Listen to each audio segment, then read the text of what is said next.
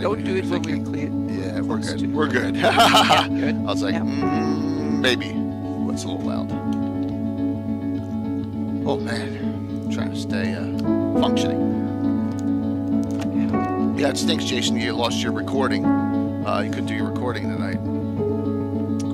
But that's all right. You're not doing it every night's okay, right? Yeah, but he froze. I think we lost him. Yeah, he's frozen. Temporarily frozen. Yeah. Frozen in time. We may just leave him up there, frozen. Yeah.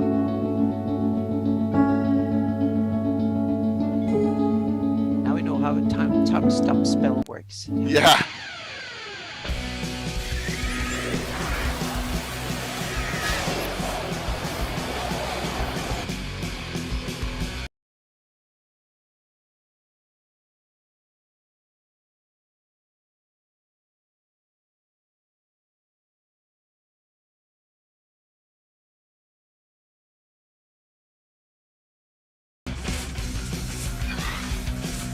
I have to repop him back on.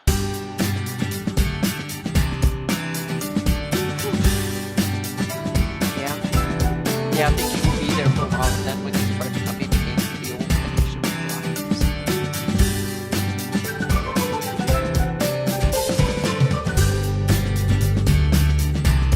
He says once I remove, I can't re-add him, so that's not a pretty good idea. Here he comes. Take that. I didn't do that. Take your time. Yeah, it may not work. That stinks.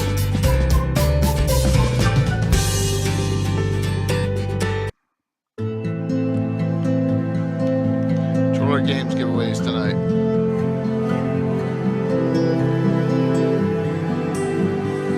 That's what I forgot. See, I'm talking to myself now, but now I remember what I forgot. What did we do? Go here.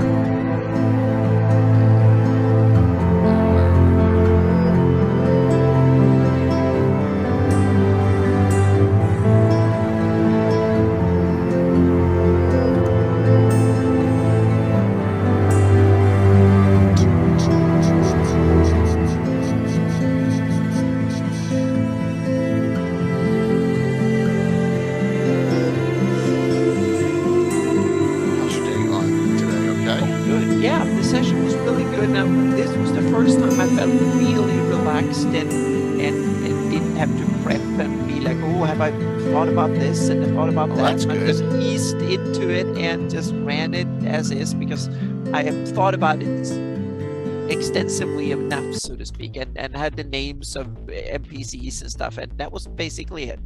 And, Well, that's and good. now I've been so many sessions, so I know the village inside and out. So we don't. Yeah. So it was the first time I felt really relaxed as a DM. So that was good. And it was handing out goodies. They got magic items now. They got magic weapons and stuff. So yep, they got equipped. Yep, they're fighting for the shield land, so they get proper equipment. So yep. Shields up.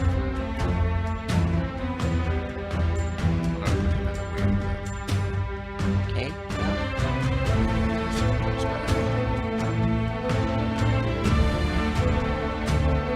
That way, if I move, then we can't log back in. We have to restart this, which I don't want to do. So I have Jason's contact. He froze right up. He's not even on Discord. Yeah, so it's cut off from the beginning. So.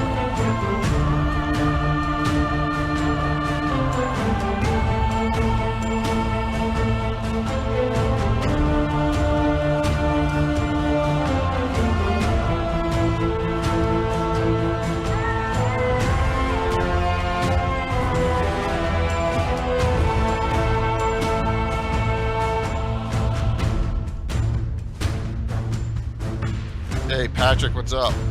You hear me?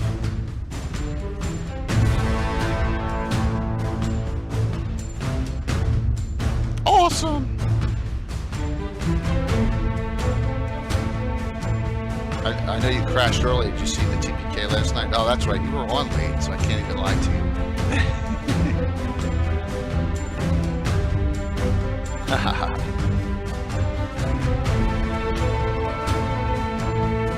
Yes, I used myself even.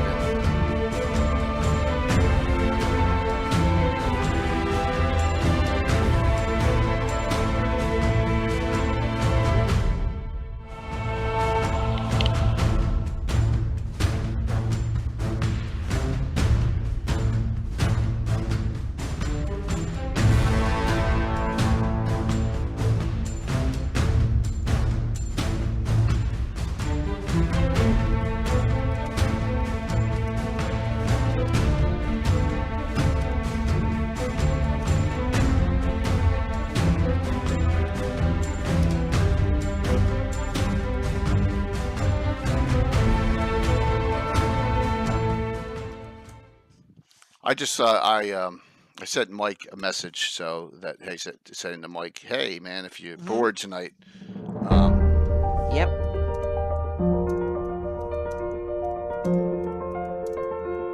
both our football teams lost today, so that wasn't fun. Uh-oh, he might. Yeah, I put that in the Legendary show planning. So. Hey Sparky, hey Keith Roger, what's going on? So we're starting to get cranking up here this earlier time. So hopefully everyone's well tonight.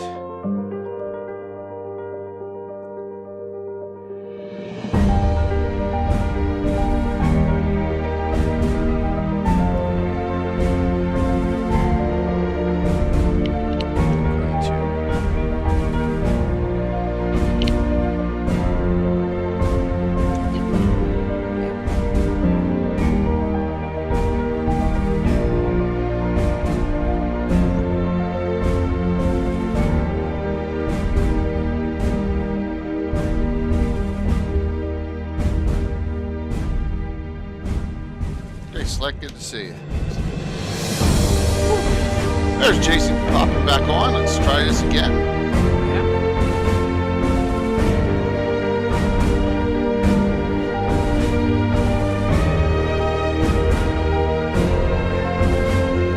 Ton of gamescape was on the table last night. Whoops. So I meant to do the shout out there. There's a J-ism, and I hit the restart of the ad. That was awesome. Dumbass. Myself. So That happens.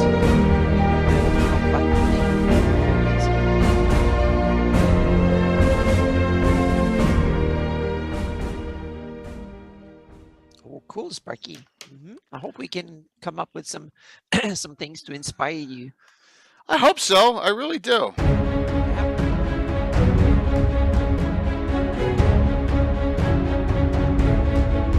So we're trying this early time, third straight week, and we'll see if we stick on to this early time coming up in the future.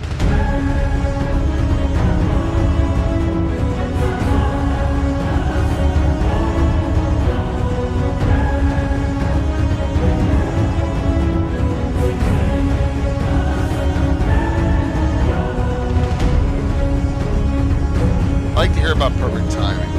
In order to be good, you gotta be lucky sometimes. Good evening, Steve. So I did allow Jason to come in, but yeah, it looked like he was able to hop back in. Go into week. Still says he's joining.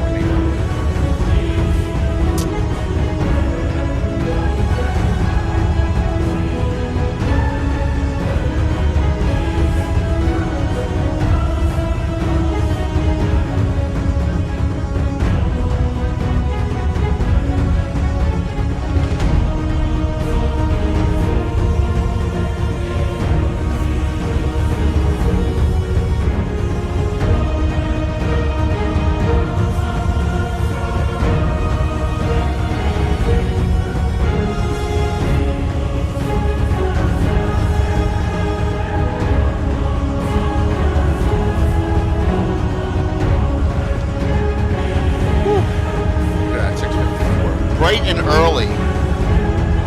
Thanks for hanging with us at this earlier time. So we're gonna be hopping on. Yeah, now he's not even there now. So damn. I said Jason's gonna be. Jason's having internet issues. Hey, Tim.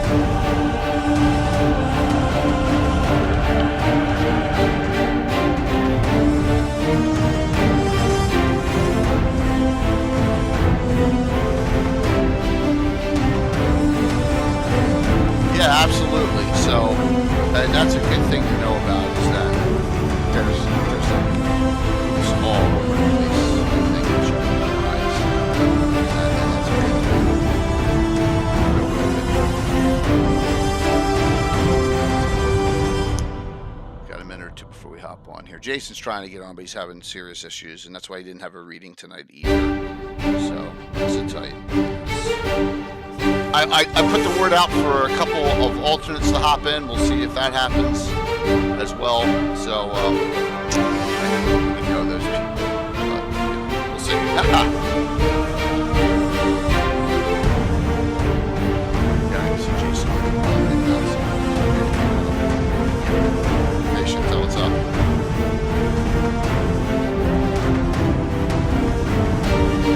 Organizations and politics.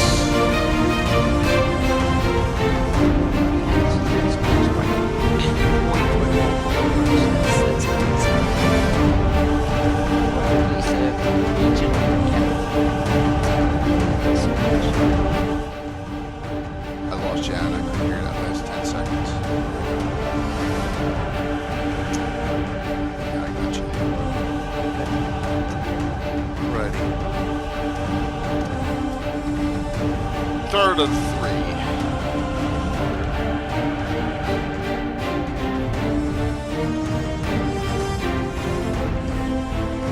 One more. 30 seconds. Sound good.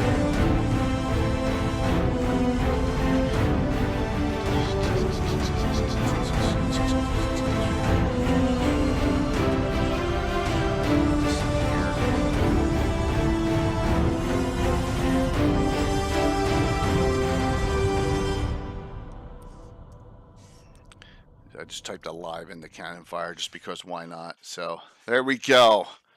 All right. Good evening, Anna. It's you and me right now with Jason having some computer problems. Yeah, but, hopefully they can sort it out. Yeah, I mean, he's got it sounds like he's got an outage right there where he lives. So what are we going to do? We just, we started off and, like I said, we're starting it off at an early time too. So we got a lot of people that are just hopping on. So this is our third of 3 on talking about how to assist you in a Greyhawk campaign. And so first one we did characters like NPCs and PCs. And then we did locations with the reference guides that go with them. And tonight we're going to go a little deeper into organizations and politics. And there sure are a lot of them in Greyhawk. Oh, definitely. Yeah. It's cool, but it's all. But you know, some of them are. I don't know. And the thing you got to look at with us is over the editions and over the game systems and over Living Greyhawk. I mean, there's Living Greyhawk thrived on those, right?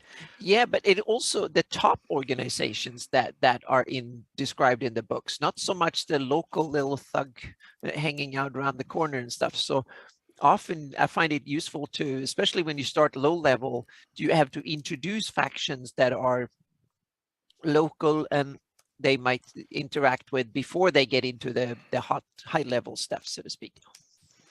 Yeah, so Troy just made a good point there, and he put up all my heraldry shields in there for that are for in chat, and they're technically almost all organizations. Yep. You know, even so cool. Even mercenary groups could be considered that as well, which is cool. So I wish I had back in the day thought of why I didn't, you know, we had our Order of York symbol, which was just on a sketch on a piece of paper for 37 years or however many years it was. Yeah. I wish I had thought about creating heraldry back in the day for this because go ahead, Anna. It's been part of my staple for all my campaigns for years. But I think one of the reasons is that where I grew up, every local community had their heraldry on their road sign. So when you drove into the next town, they had their heraldry literally displayed on, in Sweden, the road signs, most cities and communities, they have their heraldry displayed on the road sign. So you can go around and be inspired when you, and see how things are connected. So that way I just took that and I studied the original heraldry that was done and then others who've gone before me and created new ones. And I started to see patterns and ideas and I ran with it. Yeah. Well, that's cool. So it's I guess that like it's a big thing in Europe, you know, the Oh yeah, family crests we and all all that, and it medieval wasn't an traditions American kind of thing. linger in everywhere, so to speak. Yeah, And I also think even secret organizations should have a sign, both for their so they can identify each other, but some of them use it probably to scare, like the assassins of guilds or yeah, yeah, or like Scarlet Brotherhood, they have something they can put on their the people they murder, for instance, or something that is kind of to scare and spook people with. So even great if the point. organization is secret, then their sign might be the only thing they know about or the only thing they spread. No one knows their name or who's the member or what they do and what's their purpose, but the sign might be all they spread. Well, so what's good about like, and the one down, the smaller one there, you see, I have my Hmm. Dark Brotherhood symbol, which Yeah. that organization goes back to, you know, the 80s, early Hmm. 80s, and now that John uses that in his game, we have something we share that's a Yeah. notation of it. And Hmm. before you had to describe it. Now you got a symbol. And, you know, maybe the heraldry shield they're not going to have all over the place, but at least it's something that you know that signifies those that organization, which is kind of cool. And that's why I've loved been making heraldry for houses and families, and you know, and they're popular. They're popular on Twitch, and that's a good Hmm. thing. Visual effects are Yeah. popular. Yeah. Um, yeah, you just that's cool, very cool. Bash, I'm glad to see you hop in here. That's awesome. Yeah. It, Yeah. So I missed yesterday's stream. Oh, you've been watching the recording? Well, that's fantastic. Thank you. awesome. So Yeah. let's talk about that real quick. Hmm. So Christine Van Patten is a fantastic sculptor. You know, and I had her and her husband on, along with Anna and Mike Disney and Taryn and Kayla Tamler's wife, and at the end of the stream, they made a great offer to the whole community, and it ends tonight. So I'm going to link that again, and that is on my mini factory, the STL files for 3D printers that they specifically can sell themselves that aren't Reaper exclusive. They have on there, and if you just type in the name Lord Gazumba, all lowercase, get 50% off all of them through tonight. And I went on and hopped and got everything that we didn't have as an STL, which was Cool. which is including Skarn and the and that Rakshasa mini, some Hmm. real and some couple sets, and I got 50% off. So there you go. That was a very nice offer from Christine. So if you have a 3D printer, particularly a resin printer for miniatures, but you could still do it on a standard printer too. So what's up, John? I'm pushing all these events too that are that aren't filled yet. You know, pushing hard to try and get as many of them filled as we can. Um, and it's moving forward. So if you know someone, hop in, say try and hey, come on and play a game with us. So we would appreciate it. I know all the DMs who put in some hard work for those games. Would appreciate it as well. So. What's up there, Dale? And thank you for that follow. So, I guess we're going to. Oh, wait, you muted. We lost you. Jay.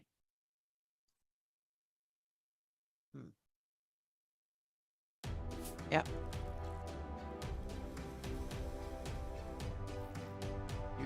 You turned something off. Yep.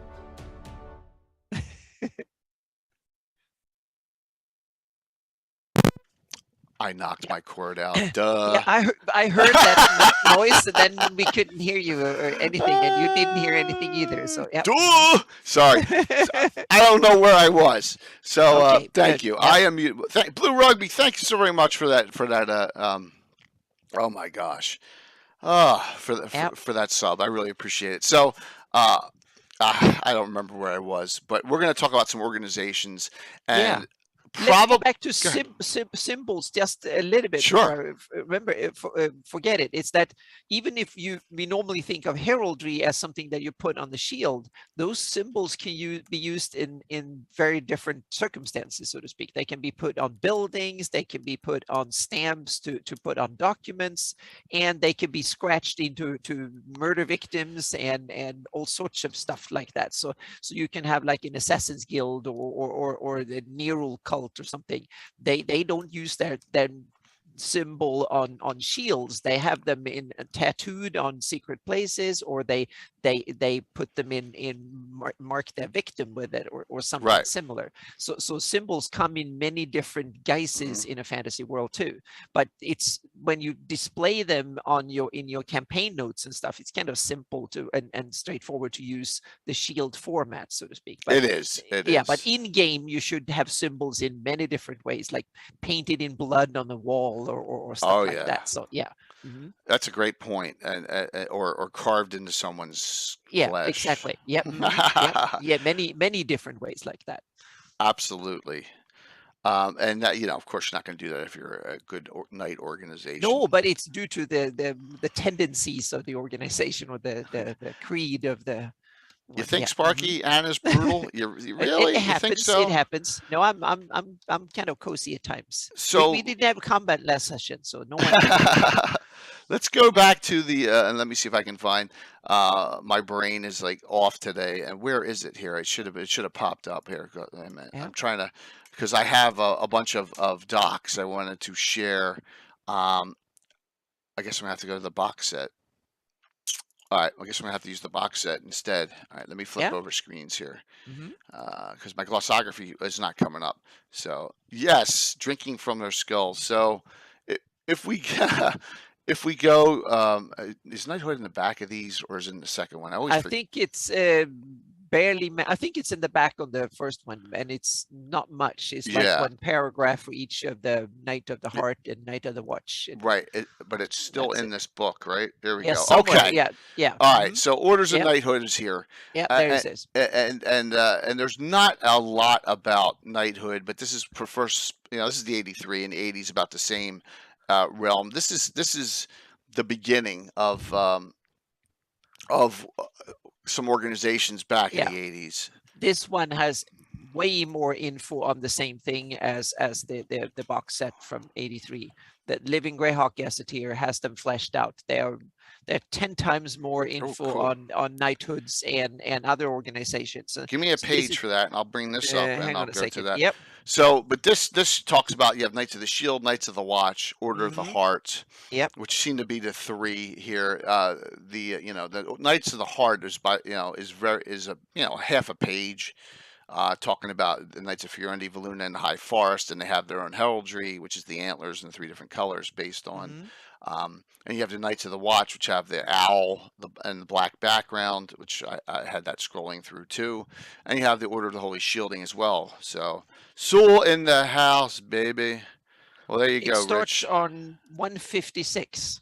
It starts with the Circle of 8, and then Horn Society, and Protectors of the Great Kingdom, Knights of the Heart, Knights of the Holy Shielding, Knights of Luna, Knights of the Watch. What page? 156.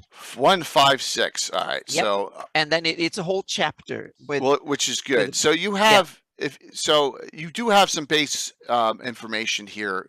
The Knights of the Watch is very small. It's just this one little paragraph, and the Knights of the Shield is under the Shield lands. Yeah, but each organization have twice as much in Living Greyhawk as all of that, so to speak, for each of them. So it's a whole chapter. It's like 20 organizations, something. So there's a whole bunch of them. So it gives it very good. But I would characterize all of them as top-level organizations, meaning they are for the high and mighty and big politics and stuff. It's not the little guild that runs something in a town, or the little outfit of thugs, or the Thieves Guild in a small town, or the local cult outside a village with 6 members that is trying to take over something, and so on. So right, that's really just a pack. It's more not of an organization. This is the big one, so to speak. speak, the ones that runs the whole huge organizations and run whole countries, meaning whole society. They run whole countries and more, and they run spy rings, and these are the equivalent of the organized mobsters of Italy or something in the real world, the mob, the Ndrangheta or something like that, or IS or something like that in our world. So it's so these are the high ups, which is really cool because these are the ones you can have as movers and shakers in the background, and then as the characters get into the campaign and it grows, that's when you introduce these, so to speak, and also use them for inspiration and make your own varieties that covers other stuff, so to speak, and then there is the whole set of organizations that are not in here, but they are in Jay's favorite product of yeah, which is the guilds. Yeah, absolutely. Yes. So The business organizations. Yeah. I'm going to leave this up here because we're going to go back to this a lot here in this Yeah. one. A lot of really good things. And then if we go to, and now let me just make sure I do, and I go to City of Greyhawk. I got, it's great to have these PDFs. I mean, can you imagine Oh yeah. if we were trying to have this show 20 years ago? It would be, Yeah, it would have been very it difficult. ain't happening. You know what I mean? Yeah. As far Then as imagine you had to scan everything manually. Oh my! That's what I did. That's why I have all those folders, Anna. I mean, how much of that stuff is scanned, And so we're going to go to this too, and that is this is the Free City of Greyhawk box set, and we want to go to F Folks Feuds and Factions, if I recall correctly. Yeah. Which there we go, Guilds of Greyhawk and stuff. So we'll just leave this right here for now as we talk about that. And I'll get some starting points for some things to discuss. So, Cole, that's a good point, but I'm going to say this. Those organizations and information that is in the Living Greyhawk Gazetteer, most of them existed in 576 too. So yeah, most of them. If you want to, I think that point that you're making on when to start for a campaign, a lot of it has to do with you're just whether you love the pivotal points of the wars, whether you love the wars or not. I think that's the linchpin. If I'm wrong, someone correct me on that, but I think that's the linchpin. No, I totally agree. You can kind of choose the overall political situation, and you don't necessarily have to go with one or the other. You can simply say, my campaign, the wars ended or folded this way, or that happened, and there was not a war, but there were other consolidations, and some royal line ended and the country fell apart, or whatever it is. Meaning you can introduce some other calamity if you want to change the world into something slightly different or very different if you want. And that's a true point there. That your Greyhawk's going to be your own, as you can tell by mine. I mean, my campaign's the only one with this really running around in it. So, hey, and that's the way it is. And then everyone else has got their own game. Yeah, and you introduced Altamira with its organizations and factions, and you put in your own knightly order to suit your purpose. And I think that's a great move. Every DM should do that in long-term campaign. If you just run one-shots and use modules and stuff, you can basically skip this and just run the modules as written, so to speak, if you want to. But if you want to have a deeper, longer-term campaign when you bring the setting into the forefront, this is essential, so to speak, to figuring out. Great point. So let's scroll back again to 83. Let's go back to 80, the glossography. I got three. Sparky, this is no arrogant point here. I'm going to just describe what I have. I got no City of Greyhawk box set, just the glossography, and it has 3 knighthoods in it. Now they're pretty cool. But what else is in there? Is the Circle of 8 in there, really? Not really. No, I don't think so. It's mentioned in various adventures and stuff, but it's not mentioned in the but not in the D series or the G series or the A series. True. It's really not. White Plume Mountain. I think it was more like dragon articles and stuff. It was mentioned here and there, but not much. Right. Yeah. So organizations are key to me back in the day. So I want a good organization order of your look. I want a bad organization. In my game, it's and Chantel's gonna laugh at this, the Dark Brotherhood, not the Scarlet Brotherhood. So like I Yeah. said, Scarlet Brotherhood in my game can stay on the right side of the map, and that's fine. Hey, Paul, good to see you. Yeah. Which is perfectly just the way it works in mine. But Mhm. so and then we create some others. I have that Selene Forest Knights watch in Selene, 12 knights guarding the border in Selene, and of course then Carl Sargent and From the Ashes comes up with this Knights of Luna thing, and I'm like, I don't Yeah. need it. I already got something. So Mhm. depending on where you're starting and depending on what information you use, you have your choice for a lot of published sourced organizations, or you don't, right? Mhm. So Yeah. and then you got to build your own. Yeah. And Living Greyhawk, as the point Cole Steel Pagan was making, is had probably thousands of organizations, because Yeah. that's what they did in Living Greyhawk. Is they, you could join them as you were, in each region. We saw the ones from Zeef, and we saw, and that's a really cool thing. That's the one thing I really wish I know I'd missed, because we're playing our own campaign. We never joined Living Greyhawk. That I wish I had been a Yeah. part of, is all those great organizations, and I wish someone would put them all together down somewhere. Yeah, exactly. We should have more what Casey Brown did for the campaign in Bandy Kingdoms. We should have more stuff like that. But there's a lot of work to sift through that information and kind of put it all together and sort it out. It's really that's an enormous task. It is. When's the due date on that, Rich? Just let me know when the due date is on that, and then we'll put that out there. So, Mhm. some groups, some organizations. Let me start off with something that I like, and hopefully it's in here. Here, I love. Wow, this thing's bouncing around. I love the Knights of the Watch. Let me make it's too big. Let me Mhm. make this smaller. So, Well, go yeah. ahead. I was going to say, if you like your knights in shining armor in the classical sense, I think the Knights of the Watch are the closest you get to it.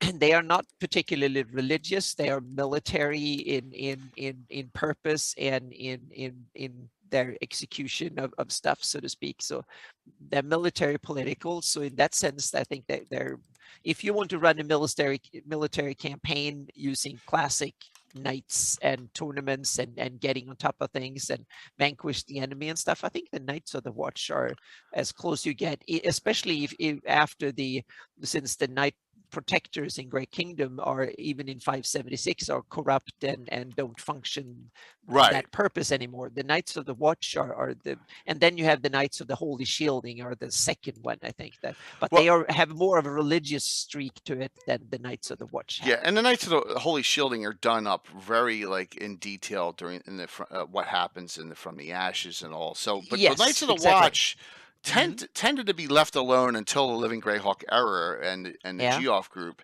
But and so it says they're devotees of a near monastic school of teachings based on the writings of the philosopher Asmarander. All right, so who chronicle the code of duty and belief known as the 12 and 7 precepts. I have no idea, about any of that, and this group, if I'm wrong, seems to be more disjointed than the other ones. But because 6,500 members—that's a huge number for a knighthood. Yeah, but they were if effectively the large part of the defense force for Bissell and Grand March. So it's kind of. I thought there were Bristle, Grand March, Geoff, Sterich, and Yeomanry. Am I incorrect there? I'm not sure about the southern part. I know Bissell and Grand March. I'm not sure about the rest, but it might very well be. Yeah, But I thought it was the entire length of the because mountain chain.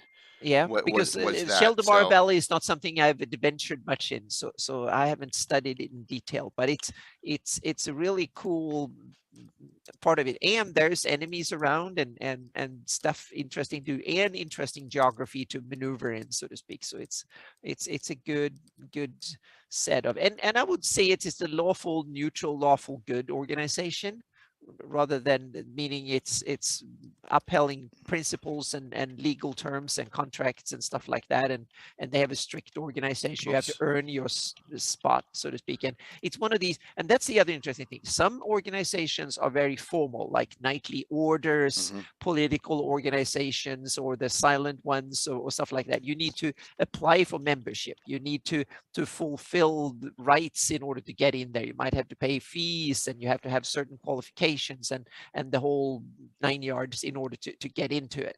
And then you have like other stuff where you can basically go in on the banana peel, like the local thugs that hang out and need some handy people. If you start doing stuff and hang out with them, all of a sudden you're just a member. There was no formal recognition or nothing. All of a sudden the others start seeing you as a member, whether you realize you're a member or not, just because you hang out with them and you do things with certain people.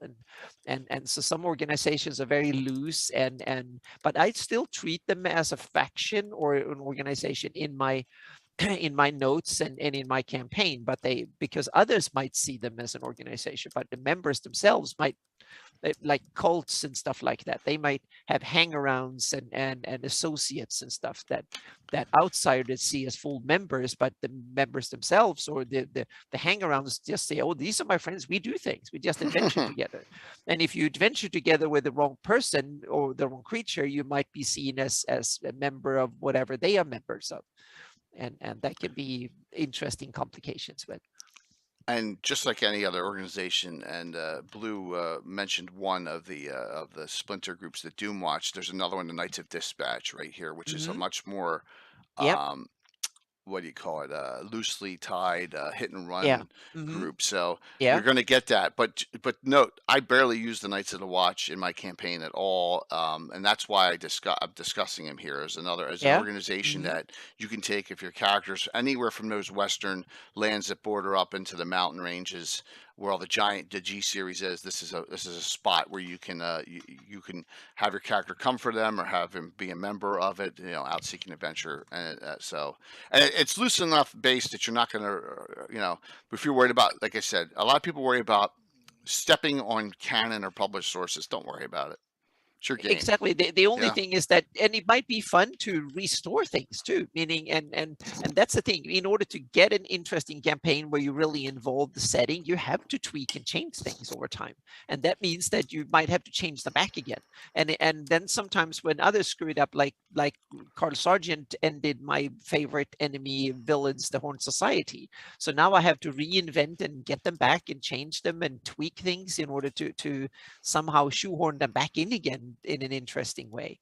So take things, even if you kind of screw up and that organization went out the right door, or something happened, someone died, or something happened in your campaign, see that as a challenge and try to make something interesting out of it, so to speak. And also realize that organizations change. They change in power, they change in size, who runs them, they change in what they do, and stuff like that evolves. And they're not static entities that always are there doing exactly the same thing. That they interact with, they're like people in that way. They interact and react, and sometimes they are late to the party and go overboard. Sometimes they are the ones running things, and they are the ones pulling the story forward, and you can interject, and they're kind of running things. And all of a sudden the characters can do whatever they want for a while, and then the organization running things, where it's a thief guild that don't want competition, or it's a military organization who don't want a murdering whole-wing party on their territory. They might be late in reaction, but that means that reaction might be very, very severe. And one of the things I do is that all the organizations and factions that I call them, because they're more than organizations, they're kind of very loose. I use the term faction in my own notes, so to speak.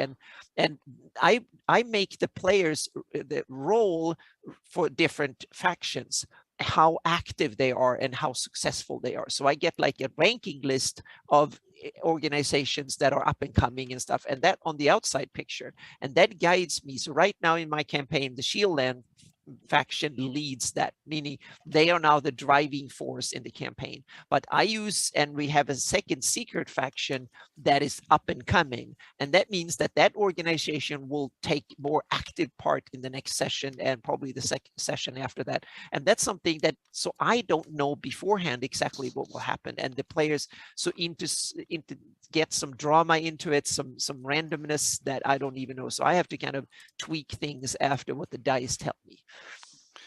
Interesting, because it'll play a big part, especially if you're in campaigning. So Rich put one last good point about the Knights of the Watch. Not good so fit nicely in situations where you want something that's different than the traditional King Arthur knightly order. So that's a good point on that. So yeah, so knighthoods are there, and there are multiple knighthoods that you can use throughout 5, 6, and we've done whole episodes on knighthood, so I don't want to delve over and over into that. I know, but we can talk about it if someone has some questions. But you have if you go beyond that and when you go to smaller organizations, in the Free City Graph box set, this is a great place to get information. And what I would do is I would copy and paste at a smaller scale wherever you're playing. If you're playing in Gradsol, or if you're playing in Gryrax, or if you're playing wherever, a city in the Duchy of Ernst, you can cut and paste a lot of these right in there. And that's the guilds. Okay. Exactly. The guild is one, and in most countries they had like 3 structures. You had the guilds that run the business life in the realm, so to speak.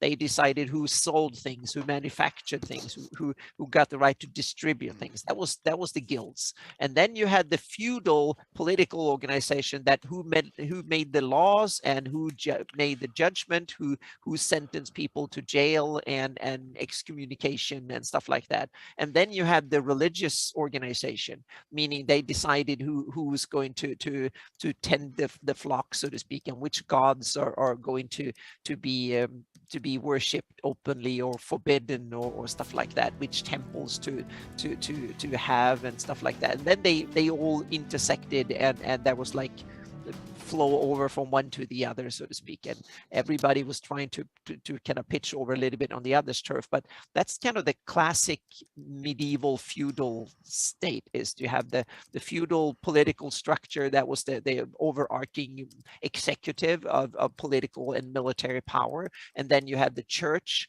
that was very influential in a lot of sense and could also hold land and collect taxes. And then you have the guilds, who were actually all the administrators and stuff that actually ran stuff and all the business life and controlled things and stuff. They were various guilds, and sometimes, like in the city of Greyhawk, the guilds have basically taken over everything, and the guild leaders are the ones that call and control legislation and everything. And in other areas, you might have a king that is a despot, and he abolished most of the guilds, and he simply say that you do decide all these things and so on. So, and in some cases you have theocracies where the church and the temples and run everything. So, and then you have variation and mishmashes and stuff like that. So you can kind of, and they have a politics in between each other too that you can play with if you want. But I think, yeah, like Jay said, I think the Greyhawk box set have a wonderful basic set of all the guilds that should be in all the big cities should have these guilds, and the smaller ones they kind of join together. They don't have that many detailed guilds. They might only have one guild for all the businesses in town, so to speak. Well, let's go and let's talk about like what they did in this Free City Graph box set, and just what I liked right off the bat, and what we replicated in multiple towns was the Guild of Adventurers. And I kind of, from my BattleTech days, I always had the the board where all the missions were, and you had mission rankings, and I kind of like that idea. Yeah. For having different, because I like having adventuring parties, going against each other and talking to each other or being at odds. And so the Guild of Adventurers was a neat idea, that if you have a group of adventurers, an adventuring party, you have to register them. You can't just walk around and say, "Oh, I'm we're the Flying Dutchman," and go and take a mission, and because then you're going to get slammed with tax, because you're not paying your fees or your taxes or whatever. And so I kind of love that idea, and so I took that a little bit further. And if everyone knows, and I forget it's in the NPC's Earth Journal, and that is I went and I actually like ranked a year them ago. all. Yeah. Yeah, I ranked all of them from top to from of all the. And this is the latest one showing all the named groups in Greyhawk City, based on notoriety, positive notoriety. Okay, and so with them, a lot of the ones have their own symbols scrolling through as well. So they all have their own heraldry now too. So that kind of gave them a little more life. So you could take. I'm not saying do this for everyone, but if you have I always like having an adventure group named something. You have 4 adventurers running around together. Okay, if maybe don't know, whatever you want to. It would be embarrassing. Yeah, I probably would, but name your groups, because then it gives them. It's easy to refer. It's easy to remember, and I like that. And then from there, they may create an identity for themselves. I know that the last group in Blue Boxes was the Wayward Bolt. So now he's gonna have he's a new one going. It was called a Letter of Marque for Privateers. So yeah, so Rich, missions get posted and then they get hired. That's how it tends to work in a city setting with a guild. It's where you go to get registered real adventurers. You're going to get paid. That's where it's when it's kind of organized realms that wants to keep a track of stuff. But then, meaning you can go to more evil, unorganized. If you go to Highport, meaning then if you look like you're capable of defending yourself, you might not attack. If you look weak, they will take you and say, "Oh, we can sell you," so to speak. So that means that. But if you're powerful enough, so I take it at orderly realms that want to keep track of it, they do it. And some realms are probably so orderly that they banned it. They don't want any mercenaries and go around and selling their capability of solving political or business deals or whatever the hard way, so to speak. So they might outlaw it completely. A lawful good state might simply say, well, you have to sign an agreement and join and pledge allegiance to the king or the duke or the baron. Otherwise, you're not allowed to carry a sword and go around pretending to do anything, so to speak, in that sense. So you can go the whole scale too. And then on the Wild Coast, someone will say, oh, you had a sword and you're good to do it, then come on, I'll pay you some money to go out and kill someone. Right. And it's as each formal as that. And I like the world to vary the whole range depending on what the political system is. And then you have like the city Greyhawk and other cities who wants to keep control and want to know a little bit who's running around and having the sword and the capability, so they can hire them or fire them or send them out of the city as needed, so to speak, and use them. And then we have famous mercenary groups like the Yorhasi in Bandit Kingdoms that are legendary as selling themselves as mercenaries. Basically, what's the name of them in Bandit Kingdom? Yorhasi or Yorhasi. I don't know how you pronounce it in English really, or in any language.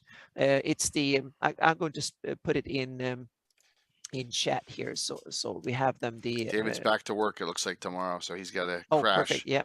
Otto was so as Anne is putting that up. Note, Rich. So of this group, the Harby Mercenary Groups. Yep. 3 of them have letters of marque because they have ships, and a letter of marque would be different than an adventuring contract, because the letter of marque says you can go out and in certain flagged ships you can pillage them and rob them. I mean, that's what a letter of marque is, a license from a government to break the law. That's a little bit different than an adventuring contract where they're saying, I want you to go to the Fort Hilltop and I want you to remove the orcs from Fort Hilltop and we're going to pay you 2,000 gold pieces for doing it. Right. Well, it's a limited form of a letter of privateers, because you can, unless it's perfectly legal for people to go out and kill orcs, and which in probably some places it's probably even the other way around. It's illegal to not try to kill them, so to speak. So that goes the whole range, meaning it depends on who runs the country for what purpose. So in some areas, if you don't go out and hunt orcs, you're going to be expelled for that. True, but the difference is that an adventure tends to have a specific task. Yeah. Letter of marque is opportunity.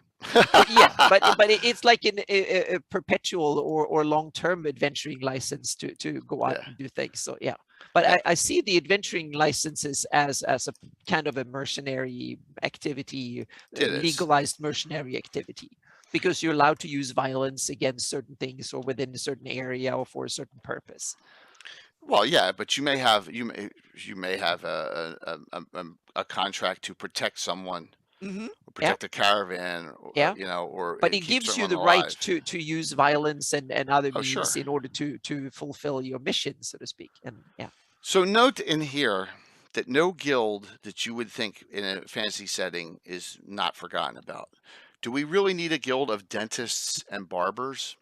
I don't But know, it's no, but it's but it's kind of cool. wonderful flavor. It's wonderful Yes. flavor. It's one of these cool things that Right. when they go out on the street, they can see signs, they can hear criers start yelling and screaming. They might Yeah, be exactly. squabbling about taxes or who's a member, or someone is pulling teeth and not a member of the guild of dentists, and they go bonkers about that and hire someone from the Assassin's Guild to stop it, Yeah. or some thugs to go and chase them out of the city or something. So yeah. Now, I'll give you an example of a union gone wrong, and that's in my Harby campaign.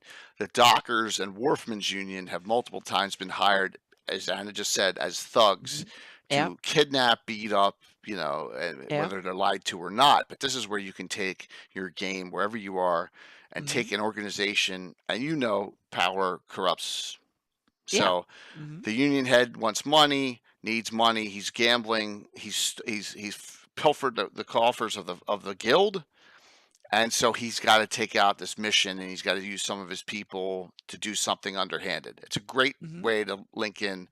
Yeah, it Corruption was always works. exactly. It was like Gary Gygax did in the Saga of Old City, the Yep. first Gord book, and where Yep. he had the corrupt, lazy thieves guild being now in competition. The beggar thieves are coming up, and the Beggars Guild are ramping up their operation and want to outcompete the Thieves Guild, and there's a war between them, and Gord is dragged in because he's a member of the Beggars Union. So Yep. and that is the main plot line in the first book, which is kind of cool. So you can kind of take that, and if the characters are a member of a guild or they're hired by a guild to help out or something. So one of my favorites in Greyhawk's the Embalmers and Gravediggers.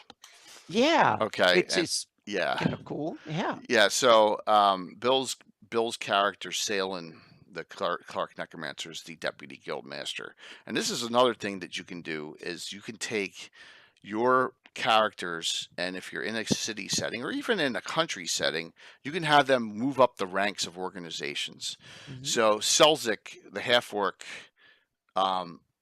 who is what is he? He's just a fighter, but he's the head of the Gravediggers and Embalmers Guild, Salen's second in command, and they're always doing underhanded things, right? Because they're selling bodies, selling zombies to the sewer cleaners because zombies don't stop working, right? So there's all sorts of fun things you can do with.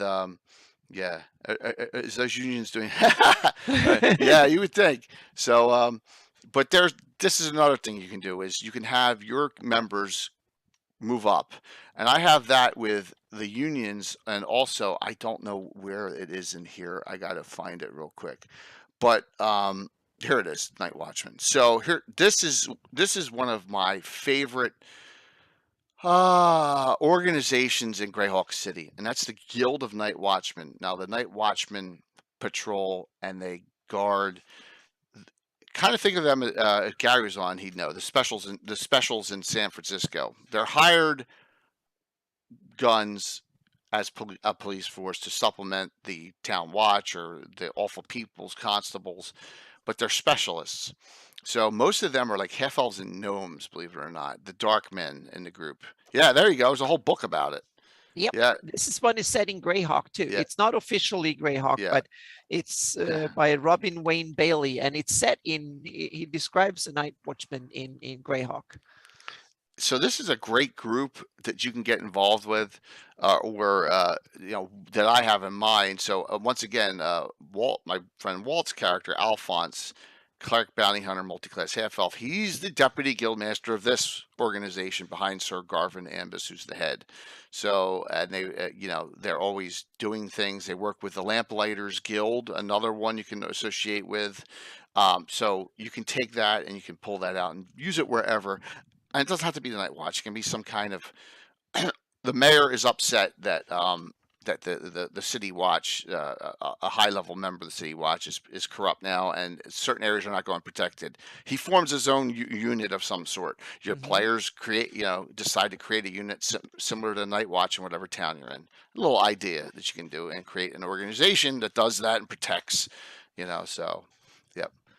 It's a cool thing you can work on, and I say this is done very, very well and written up very well. So, Anna, you got any specifically you remember from Greyhawk you like or guilds? Well, we have the classic Thieves Guild, and just Right. like said in chat here, is that it's basically the license to steal, and I see them a bit like tax collectors, because they are, instead of people paying formal tax, what they do is that you pay a fee to the city, or to the Thieves Guild, or to the city, which is in many cities the same. If the Thieves Guild runs the city, it's the same thing. And that way and if you pay your taxes, they're not going to steal from you. But if you don't, it's fair game, they're going to steal from you. So it's kind of collecting the taxes for people who don't pay. It's kind of protection racket, and that is how some guilds work, and a lot of guilds work in the same way they probably do with their members. It's like you have to be a member, otherwise we come and ruin your business, and so you can have some of them are the opposite. They are a few experts who have ganged together and are kind of very loyal that way, and others are just purely racketeering. I'm trying to find low life here. I think that would be where the guilds have.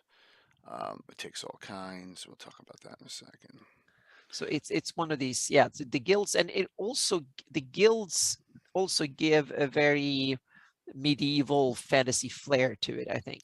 And also realize that the guilds are, if you take it traditionally, are not, very few of them are democratic organizations. So members don't have voting rights. You have to earn your rights. It's the leaders that select who's going to replace them afterwards and who's going to be with them. You have to first, you're like a junior member, and then you become a journeyman. And in order to learn, and it's not only learning to cobble or to do something else, whatever the guild is doing, but it's also getting power. And then when you finally become a master, you pay your dues, you've been a member for 10 years, you know everything, and the high and mighty in the guild trusts you. That's when they elevate you into a master. So and then you become a master. And then if you really are loyal and effective and work for the guild's interest, then when other masters die, you will get their benefits, so to speak, their power, their money, their influence, and you can start collecting and the characters and stuff. So that's something that should play out, I think, on a long-term campaign basis, if they want to be members. But it's really cool because that's one of the ways you can elevate characters into the world to take more kind of a place at the seat of the table when it comes to power. But it also brings enemies, because all of the enemies of the guilds is now the enemies of that character. And that's good, because you want to have tension there.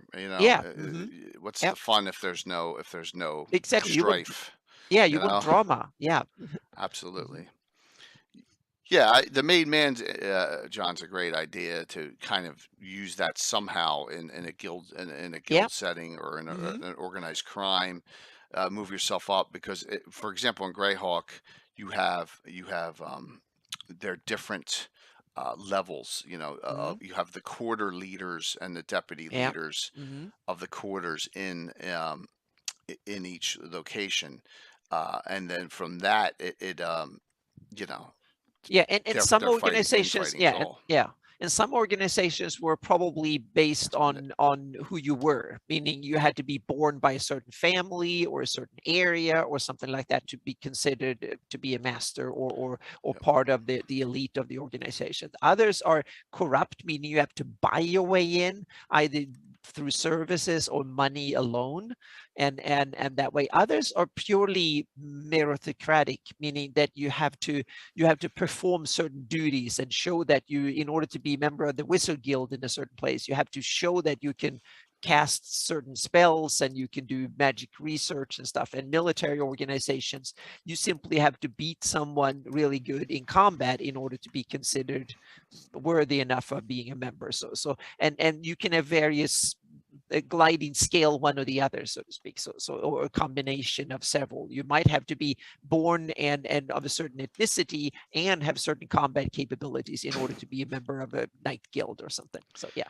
Yep, keeping your mouth shut is sometimes is what needs to be done. So the guild system's really cool in this box set, and like I said, I loved doing city adventuring because we had it all here, and that's why this is my favorite reference guide of all time for Greyhawk. Just because of the detail.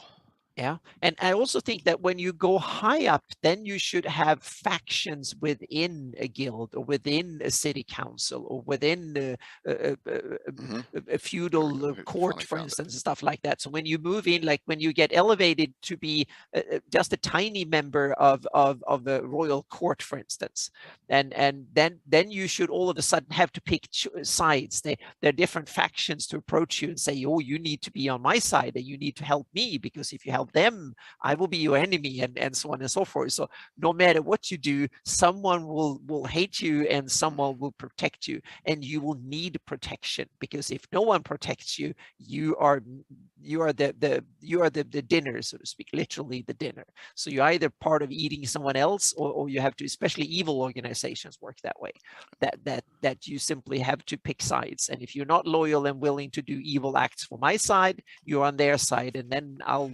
put you on my to-do list, so to speak. And so you can kind of, meaning it's that, and a lot of organizations use that type of behavior in order to make sure that people who are not useful, that you need to be useful, otherwise you will not be sitting at the table or have any real influence, so to speak. So for an example, and we played this out, if you really want if you want something that's already written up, this is the Thieves Guild in Greyhawk, and you have the River and Foreign Quarter leaders are thinking about Thomas Ratic as one. I think they're Sharon Kurel of the, these two are plotting against Orgnention and Nerf Gaskell and the whole group to overtake the guild. And so this is a really, and if you read the details in here, this is a really good subplot you can run parallel to whatever you're doing with your venturing party, because I think it's difficult to have a group of 6 all thieves. It's fun, but it's tough to run the adventure over and over. But if you have a side thing, with it, where 2 or 3 are thieves, or however many in the guild, or an adventure. And the cool thing is, if the characters discover a plot like that, then they have to pick a side. Meaning, should we flee from the plot and not take part at all, or don't raise the alarm or anything, just ignore it and try to play like we never knew about it? Should we kind of send the alarm and tell the ones being threatened by these usurpers and get the credit for that, so to speak? Or should we join these usurpers and make a choice and be part of the new rulers, so to speak? So you have 3 ways you can play plots like that. You can kind of force the characters one way, one or the other, so to speak, and all of them comes with risks and rewards. So no matter, so don't, and also that, I think that's one of the key interesting thing is, it should not be obvious which one is the right. There should be temptations for the players either way, whichever. If there's 2 or 3 options, there should always be good and bad, and there should be the bad ones you can hide, but the obvious perks, you should kind of dangle them in front of the players no matter what, so to speak. Jason, I'm just clicking him over and over and over. It doesn't connect properly. It's just it pops up and it says enter the waiting room over and over. It might not have proper DNS function or anything, something like that. This way. Yeah, I think he went off. Yeah, it's just. Yeah, it's sad, but yeah. Yep. Thank you for that, Biggie Paul. I'm trying to get Jason in here. Let me send him a message, because it's just not working. It's not letting me connect you. So, But yeah, it is sometimes I think it could be fun to run pure parties, so to speak, that could belong to an organization. But and you can also multi-class them, and it also depends on which edition you run.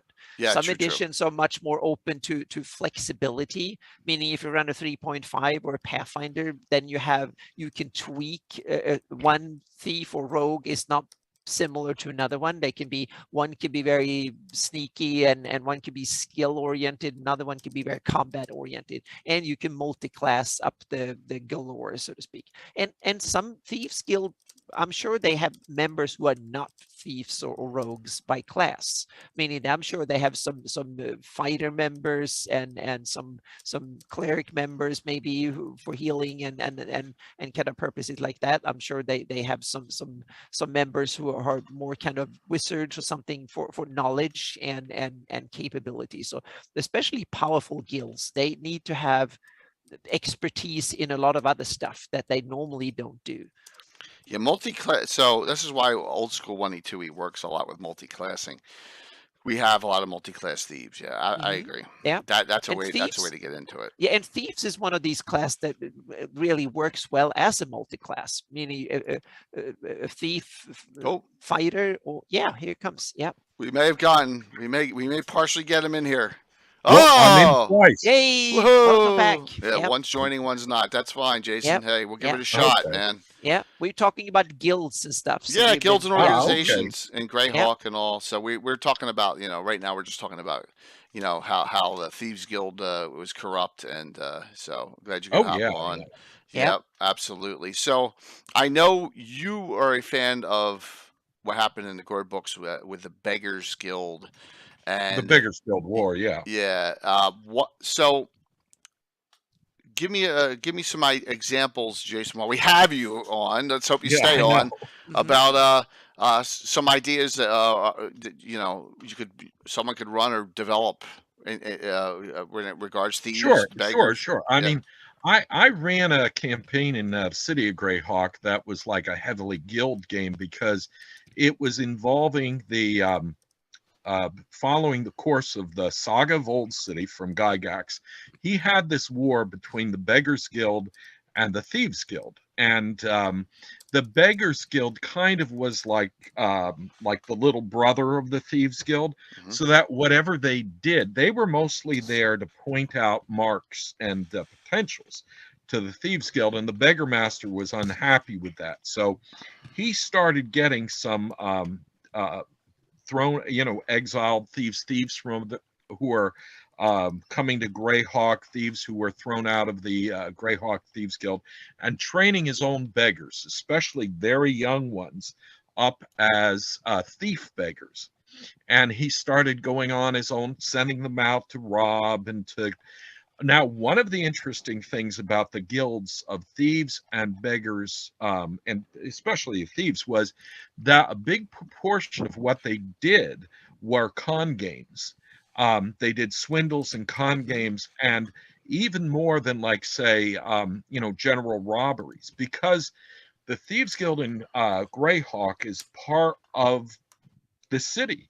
One of the leaders of Greyhawk, they have this group of people they call the Oligarchs, and mostly they represent the various heads of guilds. And one of those oligarchs, one of the most powerful, is the head of the Thieves Guild. Mhm. So within the city, there are certain laws regarding thieves that are, more favorable to them. And also they work out things with the people who own stuff so that they're not robbing people blind and putting people out of business. Now, but what they like to do is they like to con people, and that's something entirely different.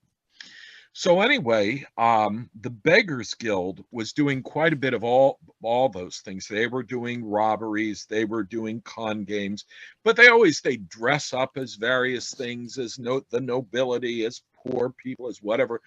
And so the Thieves Guild let this go on to a certain point, and then they were reacted. And then the plan was that the Beggars Guild hires a whole bunch of mercenaries. All right, now that's the Gord books.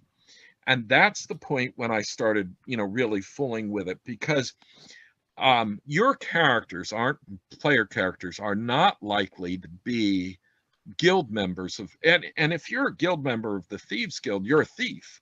So what are you going to do about the characters who want to play?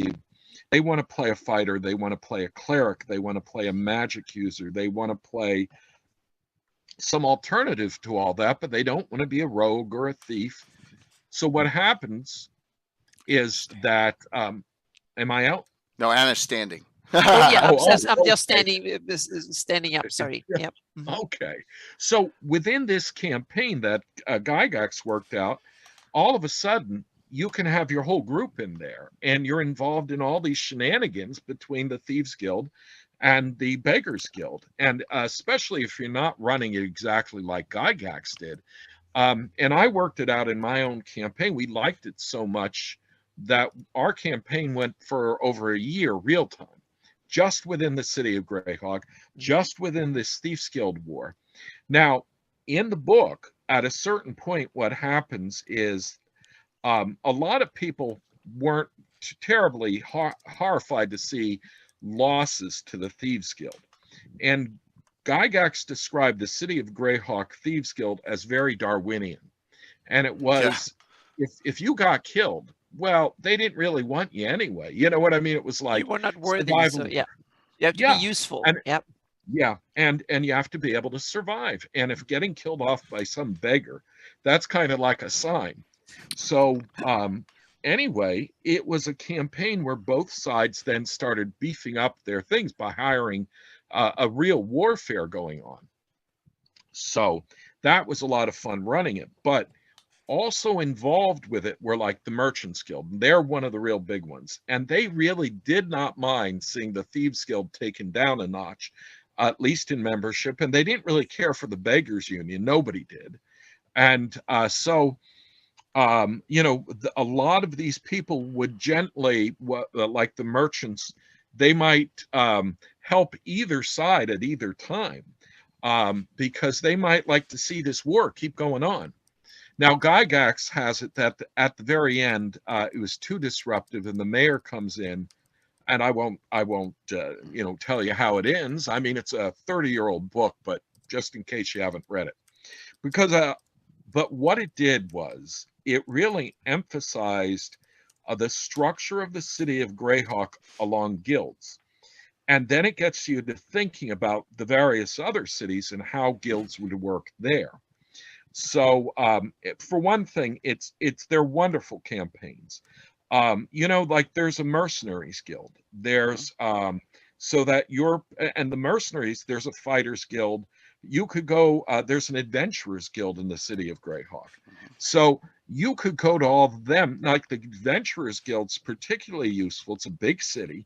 And you can join, and then you'll have access to either like mark down places to stay, adventuring goods, places who'll buy your goods, like a little under the table. They have hiring boards so that you can go to the Adventurers Guild and find out if there's anybody hiring adventurers for whatever, or if there are people looking for other adventurers to go on quests. And right outside the city, you have the Carn Hills, and there's always almost somebody going out there trying to discover some, you know, tomb to rob or some adventure, or there's mines out there, and they always need people to go out with the wagons, and you know, they go up the hill with the gold and they come down the hill with the gold back to the city. So there's all these different kinds of guilds. Now, even the most innocuous guild within, especially in the city of Greyhawk, has these connections. Uh-oh. You're good. You're good. You still okay? I'm sorry. Yeah, you're good, man. Yeah, you're good. You're still here. We're rolling with you. We're letting you roll this. Yes. All right. Yeah. You guys froze up on me. So. Yeah. Uh-oh. Yeah. Yeah. So far, so good. Yeah. No, you bring up some. So, yeah. Like say you belong to the guild. All right. Mm-hmm. And then they also have guilds like the Lamplighters, you know, and every one of them can have like a little hook that can bring you in to lesser or greater. The Sewer Guild is wonderful for lower level characters because you imagine what gets going underneath the city of Greyhawk. Now, the city of Greyhawk is lined with tunnels and old sewer lines and ancient lines. There used to be, if you follow Gygax, the old town. Old town's up on a rise, as well as a lot of the quarters there, like the Thieves Quarter, the Beggars Quarter, the Foreign Quarter. They're all in the old city. And the old city's up on a rise. So there's an especially big amount of tunnels under there. And then under the lower parts of Greyhawk, like the Low Quarter, the River Quarter, the Clerksburg, the University District, the laborers' quarters, those are all lower down. And then there's still sewers and tunnels under them. So even something like the guild of, sewermen, or whatever they are called, they can provide you with endless adventures for low-level characters, and scaled really well, and that's a good thing, because just the zombies and things like that when you're talking about initial cleaning and stuff. But what the cool thing about these ideas is you can cut them right out of here and put them in your own city, or you can create variations of them, and that's the neat thing. So for an example, Assassin's Guilds. I'm not going to have my player characters running around joining Assassin's Guilds. I don't want to go that direction in my campaign. But with my bounty hunters, I have the Guild of Bounty Hunters in Altamira with their symbolism and with everything. So you have the Assassin's Guild in here right before the Beggars Unit should be right here. Vesper, yeah, that's it. So you have them all here, Turin Deathstalker, there he is, the Master of Assassins. They're all in this book. You can get an idea. You could create a troubleshooter guild or something. Say your city's on a borderland. You could keep on the borderlands, place it wherever, and and create an organization of sharpshooters, or the swords for hire. Yeah. Mm-hmm. And like say, keep on the borderlands. Perhaps there's a really small branch of the Adventurers Guild there. You show up, you show them like some medallion or something that says you're a member, and you go in there, and like immediately you have some little place that's going to be some kind of aid and a link to the people who are running it. Absolutely, it's very handy. A lot of these guilds. Great, and it's great, and it really got my mind flowing back then when this came out. I was like, this is gold. Just all the ideas, and note that beside just the guilds, you have, and then we'll move on from here out of this. They actually discuss, and there's a low life. They actually discuss the actual mercenary groups, so you can see some examples of some very well written groups and bad groups too. So for example, the Cult of the Shriven Sickles here. Yeah. Narol, a whole Narol group in here, and what their goals are: slaying knights, slaying of the good. They're right smack dab in Greyhawk City. So you got some baddies here too. The Shape Changers are in here too, another bad organization. And then but you have good ones here. You also have like the Fellowship of the Torch, which is a group of 5 adventurers, very detailed out to give you an idea of what you need to do, and that's a great thing. That's why I like it so much. So, Sewer Jags. Okay, Assassin's Guild Sewer. That's funny there. That's funny there on the. Troy. So Anna, any thing you want to close out on, just in the guild, guilds and other little organizations? Yeah, I think that they should be.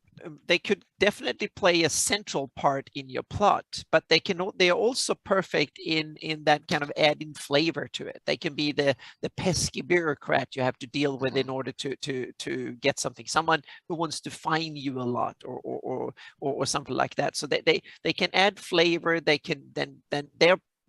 In many ways, they represent the setting in a lot of places, so to speak. So they can be central to a plot, and they can also just provide flavor and kind of just the little spark that makes something local. And they should also vary, meaning in some ways they are just after money, in other ways they are kind of inquisitive and want information and are snoopy and stuff like that, rather than out for money, so to speak. And in some ways they just want to regulate everything and so on and so forth, and they're not really after money. So you can kind of play different aspects of them, but they are an important part that they should run things in civilized areas, whether the characters are aware of it or not. And then sometimes then that becomes part of the plot, interesting, so to speak.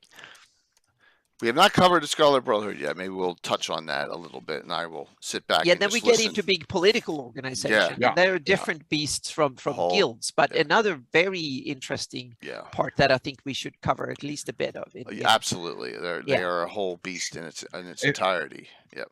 If I could add one little thing about guilds, I mean, guilds, when they are, like Anna's saying, they're interconnected with everything because they are the services within a city. There's usually a little bureaucracy that runs down. Say we have the oligarchy, the mayor in city of Greyhawk. We have a little bureaucracy. Like we don't have I don't think we have like the tax takers guild. We have actually the taxmen who are, reporting to the mayor or the oligarchs, and they are like bureaucracy. They're like the IRS or something we see here. But the other thing is the guilds are one of the organizations within a city. So when I looked at Verbabank, I decided that this county is small. It has to patrol its wide, it doesn't have anything but the one city. So it has to have some kind of organized military force. But within the city, to protect the walls, they go to the guilds. And so every guild takes over, trains their people in a militia, and they actually are the guardsmen who are the watchers of the walls and the towers around Verbabank. And then the Viscount, he actually has some trained soldiers who guard the gates, but he has the citizens patrol their own walls. And so, if you have a guild, you have the guild masters, they're not getting up and patrolling in the middle of the night, but all of the apprentices, and they're led by journeymen, they're not strong fighters or anything, but you don't need it for them to be able to learn how to fire a bow or throw a spear or drop a thing of boiling oil. So in an emergency, during the regular time, they have some poor apprentice walking back from one tower to another across the walls. So they're not only serving their function as whatever kind of guild they are, the Guild of Bakers. So you got the Guild of Bakers, and their apprentices actually learn to be militia and, the journeymen and such, because they are in Verbabank, they don't count on having hired professionals. They actually have the citizens of the city, especially the organized guilds, work out as their militia. So they can provide different functions within the city, but it's a good thing to remember that they are an organized force. And that organizing force, they're something that's very historically, they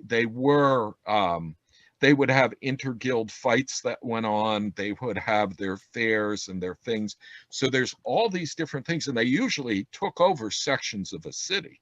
So like I just said, in Verbabank, they are actually the people even watching the towers and the walls. So it's something you can do with the guilds. Even beyond having them do their job, they can also serve other functions within your city. Interesting point. I mean, you can always create some organizations that are very basic with a second agenda behind them, or something that surprise you. It's a neat idea. So, real quick, evil wise, you want to go grandiose on this, and I throw up the Boneheart here. I throw up the greater and lesser Boneheart for my we use. take the Because. I mean, every campaign needs some big master villains, so to speak. Big master villains that the lessers want to get up to the greater. And and that's the good thing, is that's with this, you want to become part of that to have more power. It's kind of, pretty deadly, right? But they're all noted here in the Eyes of the Evil set, the Greater Boneheart members, and then there's more lessers, because at this point Vane was demoted and Patch was destroyed, so they're short a couple. But and it goes over all of them, and these are super high level even for Greyhawk. So note, in the Eyes of the Evil set, you can get, this is a consortium of very powerful evil characters. So something for you to aspire to fight against, and that's the way we look at it. Yeah, and you can still have the IUC. You can fight against the IUCNs, because if you're even when you're low level, because when you're really low level, you're so insignificant that they might not even consider you a threat and overlook you, so to speak. So when you move up and start doing deeds that against them, then you come on their radar, so to speak. So the more you manage to thwart or change their behavior, or kind of stop them from doing what they do, and steal things from them, kill cultists and stuff like that, the more they should send someone after you. And I think one of the guiding things should be that an organization that is so powerful and rich that they can conquer whole countries should have vast resources to go after its enemies. Because I think a lot of stories and stuff seems to be like, you have this kind of someone is rich and evil, but he sits there, and it's easy for just a little group of adventurers to kind of overthrow him or her or it or whatever it is. Meaning, in order to acquire it, that power and so on and so forth, then it comes with the resources, and they wouldn't have it unless they had the means to defend it. But they can change over time. You can have examples of the undead lich that was very powerful, that had a lot of treasure, and then got forgotten and slowly vaned and disappeared and sitting on it. So there is the exception. But active organizations should be, if they're rich and powerful, that also means that they have the means to go after and be really difficult. So if the characters aren't careful and lucky, they should be wiped out, so to speak. Jason, you were going to say something too? Well, I was going to say that the Boneheart are actually one of the things that Sargent brought in from Gygax's novels. Yeah. In the second novel, he calls them the Greater, Lesser, and Hidden Six. Mm-hmm. Now, there are actually a lot more than Bone six Shadow. of them. Yeah. There are 6 leaders, all right? So 6 are very powerful. But Uz has a habit of killing anybody who displeases him. Mm-hmm. So like the 6 Greater Boneheart, they go before Uz, and one of them tells them bad news, and Uz spits on him, and spittle causes him to wither and die instantly. And so there's now 5 of these Greater Boneheart, but there's this crowd of these evil characters of striving to get into these ranks. So as soon as one dies, somebody replaces him. Then he has his lesser 6. And again, they're surrounded by people of, equivalent strength to that. Like you might say, like here you have the guys from, 12 to 15. And then below that, you have the guys from like 9 to 11. And then you have these hidden guys who are, again, another rank less powerful. So if you want to fight the Boneheart, you could start your campaign by going against the hidden 6, who are the least powerful of the groupings. And the one thing that Uz loved to do is he loved diversity among his servants. So the Greater 6, they will be of different races, different classes. And then like especially the hidden 6, they are usually very diverse. Like when Uz calls them up, one of them is a powerful fighter dwarf, Obni. One of them is a powerful magic user, Keek, this insane elf. One is a powerful gnome illusionist. So of the lesser 6, of the hidden 6. So you could actually take a campaign from, say, like your characters are like 5th, 6th, 7th level, and you could start warring them against the hidden 6, and you wouldn't even know they were part of Obni's organization. And then it could lead to fighting the next group in strength and then finally coming up against the most powerful. So you really could look at these, and if you use that the way that Gygax had set them up, I'm not really sure how the Boneheart were, but if you used them as Gygax set them up, you could take a campaign from, say, 6th level characters all the way up to 15th and higher, just by confronting the Boneheart. Yeah, and so there's a Bone Shadow and a Shadow Claw. And the Bone Shadow, you're right, some of these are really, there's even an evil halfling, Griswold Harehand. Oh my god. 15th level thief. Ugh. Yeah, from Elmshire, of course. And I think, Jason, I think it's kind of cool that the turnaround is probably high in IU's organization, since he runs a chaotic evil scheme, meaning he doesn't want to pay his underlings. His underlings should pay him for the privilege of being his underlings. And if they're not, and the usefulness is to bring power, glory, and treasure to IUs. If you don't fulfill that, IUs will find someone the hard way to do a better job than you, so to speak. And that's, so the turnaround is don't see this as static, meaning IUs kill them off as fast as he recruits them, and it's a pyramid scheme in a way, so to speak. It definitely is very, very Darwinian, and Uz is a petty little child, so being part of any of these organizations, they can kill off those evil Boneheart at blink and a nod. And the way the Six work is they very often act the same way that Obmi does to the people who are serving them. So there's a big turnover. It's, like a McDonald's. They're just they're going through workers on a steady basis. All right, so watch this. So Rich, this is for you. The Scarlet Brotherhood is an evil organization. The end. If you guys want to talk about them, that's fine. I just thought that was funny. Yes. So Scarlet Brotherhood we've talked about a lot, but but Scarlet Brotherhood is, if you take from IUs, I think they are very different in several aspects. They have no redeeming moral qualms about anything. Meaning they can murder as easy and as guilt-free as IUs can, but they are different in that way that they are a structured organization, meaning that there are rules and there are divisions of power and there are things, meaning, and all of a sudden I bet that the Scarlet Brotherhood, when they find useful members, they pay them, so to speak. Not like IUs. It's not to gain personal wealth and glory and so on to the leaders over anything else. I think the Scarlet Brotherhood is about the cause and the quest and the principle and standards that way, so to speak.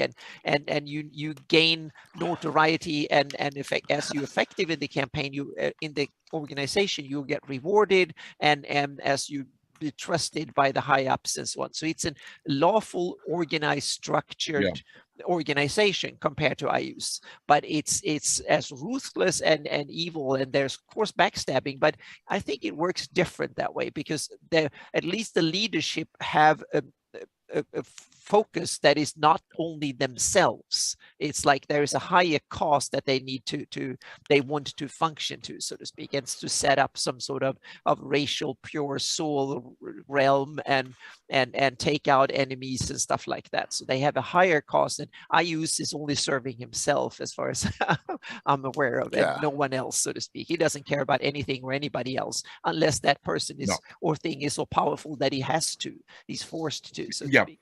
I really loved it in the Gord books where the Scarlet Brotherhood gets the shit kicked out of him in the second book. It's kind of interesting, and you can make the Scarlet Brotherhood in your campaign much more nameless and featureless, so to speak. They have people coming doing things at the night. You don't need to name them or any of that. They do deeds in the secret because meaning you can think in IUCN wants to advertise that I did it because he wants attention both from IUs and the enemies in order to do it. But the Scarlet would go out and do things without telling anybody about it or brag or any of that, because it's about the purpose and the result, not about the glory and so on. So they might be very different in their deeds too, so to speak, in how they do it. And so I mean, you could have one of your characters be a secret Scarlet Brotherhood plant, even in your Oh, party. Exactly. Yes. and, But and that you is don't, tricky. Yeah. But it's interesting. Yeah. Yeah. Sorry, yeah, Jason. and you don't know how far they're going to go as following their orders. Like Gord expressed, there's this one character, they get this mercenary named Blanc, and he seems like a loyal, but he's Scarlet Brotherhood agent, so he ultimately betrays them, but he only betrays them at the exact moment that it does him the most good, and it does the Scarlet Brotherhood the most good. So the Scarlet Brotherhood could easily be, they're like sleeper cells. Mhm. They're going, but there's all kinds of them. So the Scarlet Brotherhood can be anyone, anywhere, honestly, and they love hiring elite servants Mhm. rather than like hiring orcs or having goblin servants. They like having ogres and trolls and gnolls as like their base group. So they're and among themselves, rather than have like a bulk of like first level characters, they like sending somebody who is an elite character. So they're much more, as generally was expressed. I'm not sure about the second edition Scarlet Brotherhood, that there might be big changes there, but the Scarlet No, I Brotherhood, think they kept the they same. kept that. Yeah, I think they kept that. Yeah, it's kind of and they became more obscure and a little bit sidelined, but they kept their kind of idea, I think, even in third edition when they were mentioned and stuff. So they're this kind of secret that do skulky things in the night and so on. But to me, they are too powerful because they're kind of, it's almost like in a lot of group that they are the only ones who can send out secret agents and murder people at night. I think even the good rulers will have people that can do that if need be, so to speak. You would not be king of a big country if you can't kill off an enemy now and then, so to speak. So like every decent country in the world have specialists that can do violence. Every country, otherwise they are not an independent country, and that should go in a fantasy realm too. Meaning the King Savener in Karlstrand, he has some damn good assassins on his side too, and he knows how that works, and he's probably a good one himself. So I don't see that the Scarlet Brotherhood will be, they could do the occasional assassin here and there, but they would not be as successful all over the place. I don't see that as reasonable. That's to me is bad story writing. But on the other hand, if you want to have it that way, then feel free. It's your story. It's just that I'm saying I think it's kind of a little bit of creative laziness to make them only one stereotype that way. You can, Horn Society should probably have clerics and others who are very good at eliminating enemies. IUs probably send out, say that if you don't come back with the head of that one, you will not going to be safe anywhere, so to speak. And I will give you riches if you do, otherwise I will kill you if you don't. And the Scarlet Brotherhood would train really hard and motivate and simply say, now we're going to do it, and they will send a whole group of assassins because they're not scared of, they're scared of one not being a defective or something like that. So they want to be sure that it happens, and then you will be rewarded with like a good place in the order and power and stuff like that. But no one will talk to you and no one will know your name, but you will be kind of, you will be there in the cause, so to speak. So, and then you have other type of cultists that I think are cool. Take a Neral cultist or Irfnil, and the way I see them in my campaign is that they serve their deity by spreading fear. And not by conquering country or anything. It's like they can go in any village and town and just murder 5 random people just overnight, just to scare everybody, and then send some spells and paint some stuff on the city wall or something like that, and then just be gone and do the same thing in some other town 20 miles away, and to spread fear and just terrorize the neighborhood, because that's and then put the Neral sign or the cult sign on everywhere, so everybody knew who did it, so to speak, and so anyone can be killed by them at night, and then send some curses on someone so they have bad dreams for a month or until a cleric comes and heals them. They can't sleep properly and stuff like that, so they will go mad if there's no cleric who can put a remove curse on them or something similar. Like in Cabulus, who's the nightmares are Exactly. part of He his will package. just go around and murder someone and then simply curse the other ones to have nightmares so they can't sleep, meaning they can't memorize spells, they can't do any of that until they have a proper remove curse and stuff done. So I can see that they do that and then laugh at people and with masks on and then just take off, so to speak, and terrorize people a little bit, not going on a fight or nothing like that, just make sure that everybody in the village know Incables did this, so to speak, and he can come back and do it to you again over and over, so to speak. That will be the mission. And yes, and you know, there makes such a nice foe are organized cults. And they now, like you have like I like looking at City of Greyhawk as very cosmopolitan. So you have examples in my campaign of all of the good religions, but you also have almost all the cults involved down in the depths of sewers and you know, ruins and hidden places. Even out in the open, you have these evil cultists. So you also have them war with each other so that your players can get involved in they're stamping out, say, a cult of Incabulus, and then they find that there's an old Flan cult of Nerl, like say an old Nerl shrine buried deep in the earth beneath the city of Greyhawk, and there's still cultists there, and they're fighting Incabulus, and you have Nerl, and then you get involved, and there can be all these cults. Like Gygax mentions that there's a Temple de Gratz in Divers, and you'd imagine just said that. That's funny. It would have to be below ground. Yep. Now, I love doing the cults. I wanted to say something, though, about these organizations. We're talking, Gygax really liked the idea of the spy campaign. In Saga of Old City, he really introduced the idea of that the thief was more, he didn't necessarily have to be just the thief, but thief skills are wonderful for a spy to get access, hide in shadows, and all the various things.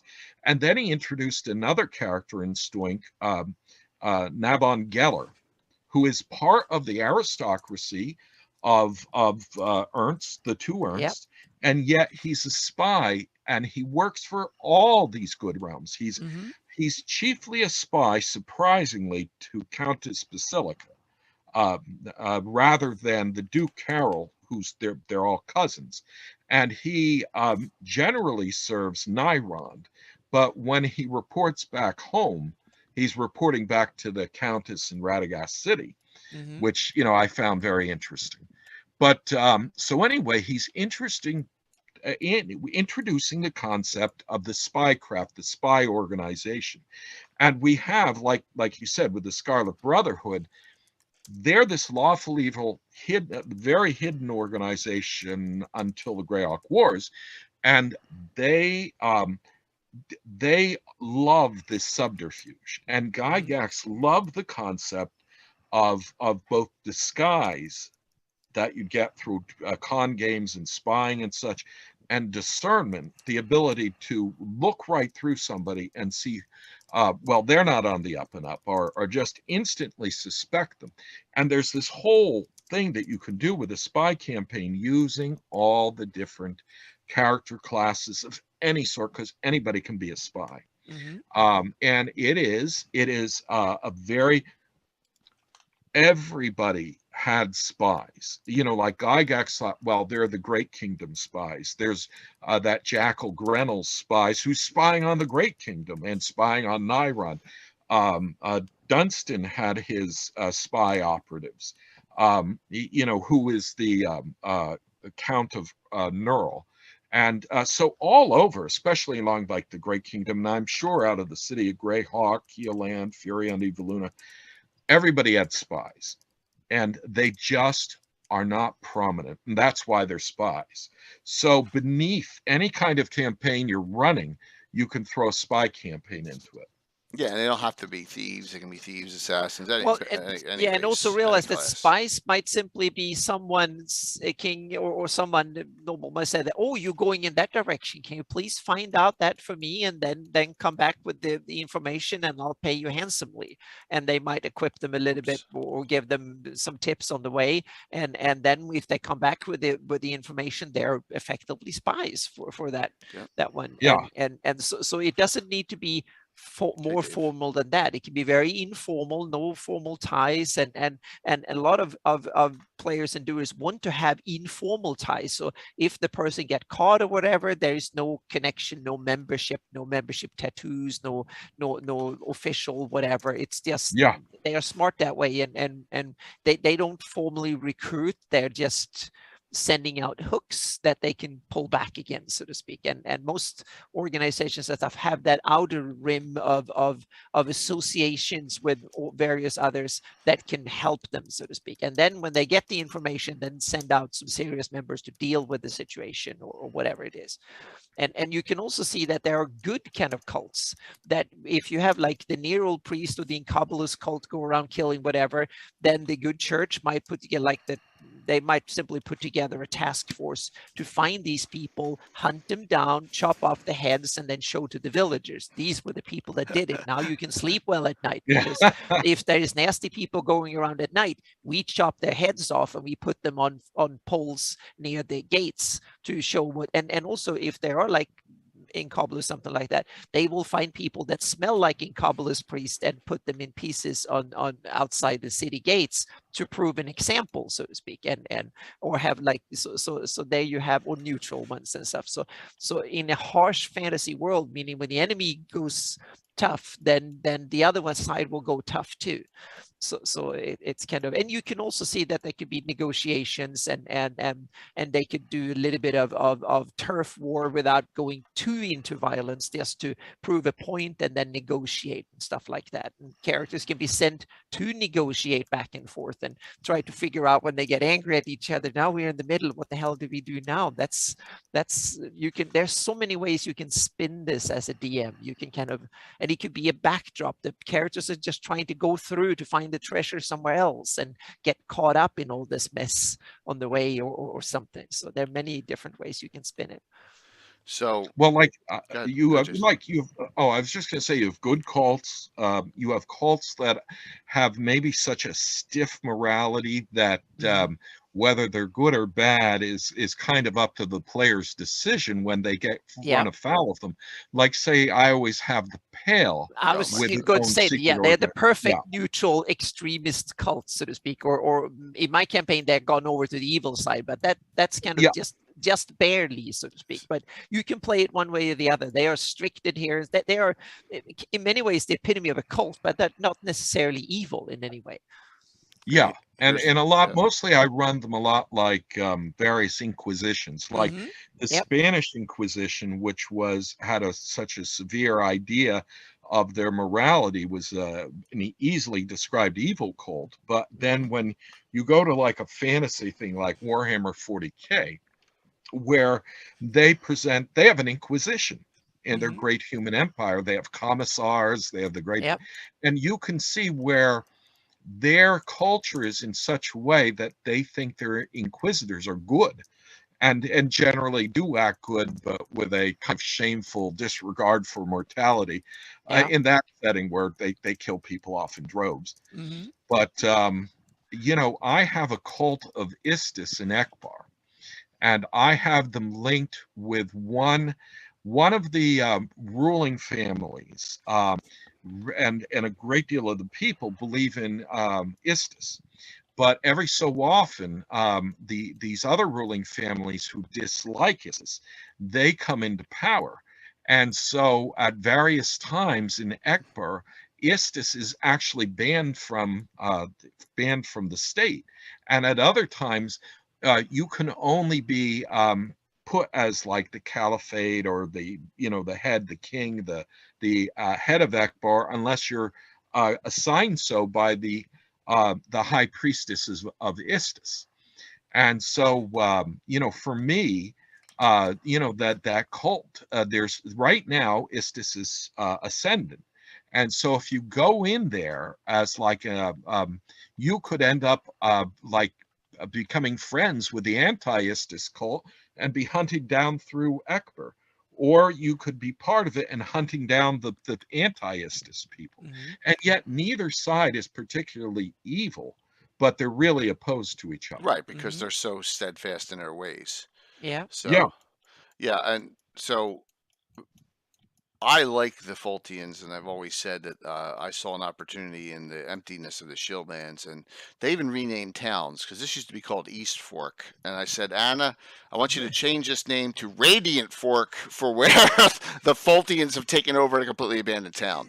Yeah, So, you can't blame the Pales for being lackluster in their Exactly. ambitions, in naming schemes and stuff. It's brilliant, exuberant, radiant, whatever. They want to, they want things to shine literally and figuratively. Yeah. So that's a real good one, and it's a good way to throw in a third. So good versus evil, throw in a little gray in there.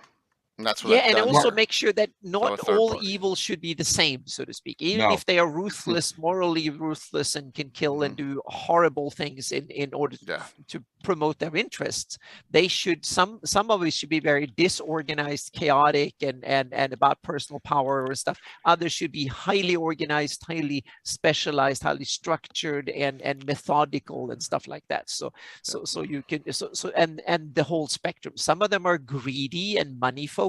Some of them are not, and so on. So you should kind of, that way you introduce, they should not all be cookie cutter, meaning look at villains from books and movies and real world horror politics and so on, and look at, and then take ideas and inspiration from these sources, and then mold different villains and organizations into different settings with different purposes, different styles, and different methods. But if they're evil, they can be as ruthless as you want them to be, but they should behave differently anyway, so to speak, or because they and they should have different.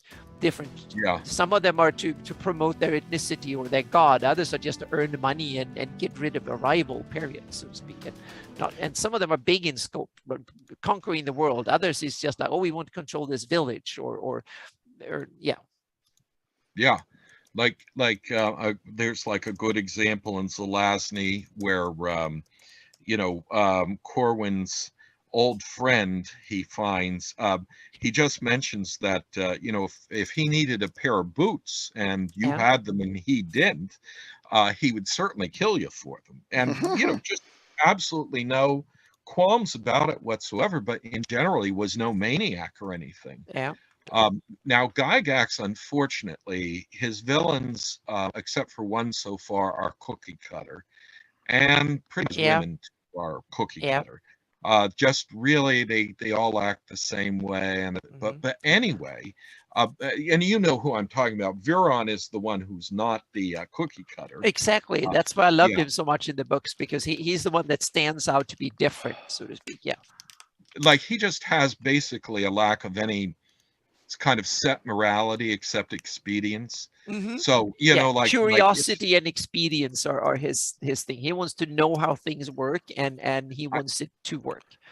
I always like introducing a small cult of Viron into my games. That's a good idea. Yeah. It's kind of cool. Yeah, it's kind of cool. That's a good idea, Jason. And one other thing that kind of makes me a little bit sad in a lot of fantasy stories and adventures is that good guys always seems to be disorganized, and the evil ones always seem to be masterminds who can do it. And in reality, I think it's often the other way around. Meaning the good guys are powerless often, but they are organized because they are friendly to each other, and you can trust them in a way that you can't with evil. For one thing I'll say about the Gore books, I think everyone's disorganized.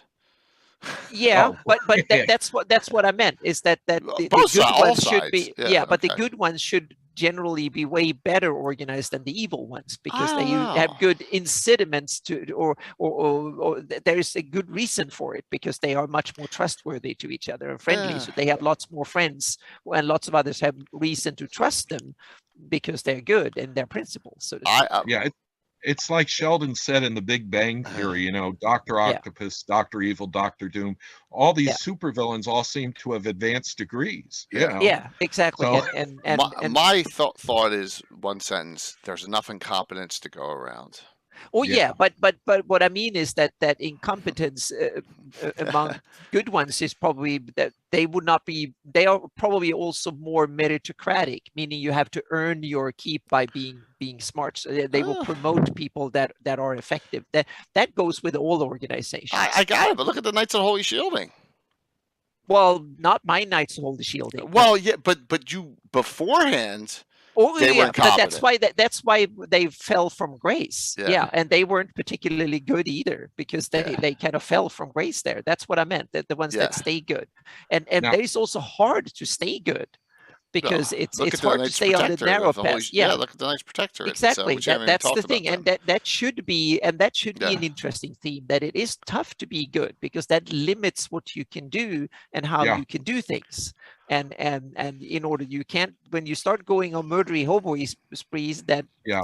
that tends to the dark side, so to speak. And See, yeah.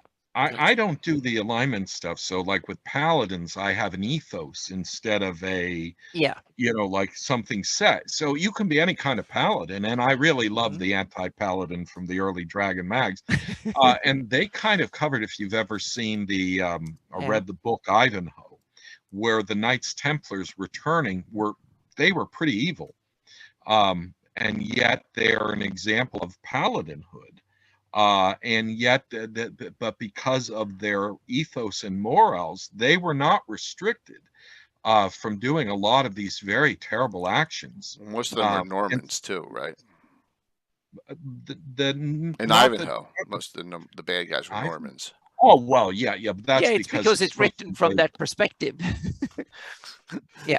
Well, basically, anybody still within the aristocracy at the time would have been a Norman, and there were still a few remnants of like the people who had more of the Anglo-Saxon and some of the Norse titles like Earl, and these people were either native or a combination of other natives. So, which is funny because the Normans were Vikings to start with, and a lot of the Anglo-Saxons came from a very Norse culture as well. But in 1066, that was the end of them. Well, cultural sameness, so to speak, doesn't stop anyone from hating each other. So oh no, the worst that you have now. This is something we didn't bring up about cults. When they have a split within their heretics. Heretics are usually hated worse than anybody else. Exactly. Yep. Somebody almost agrees with you up to one point, and at that point, boom, that's what I mean. Evil cults that compete or split up are probably the worst ones that are the most ruthless in getting rid of the other ones, so to speak. And that's so when that happens, then because they have no moral qualms, and the other ones are the worst competitors, so and seen as the worst threats. So yeah. Oh, and boy, you can really use that in the game because you can take something like the Knights of the Holy Shielding, and you have a fragment that is a good group and another part that is an evil group, and you are just an opposing group.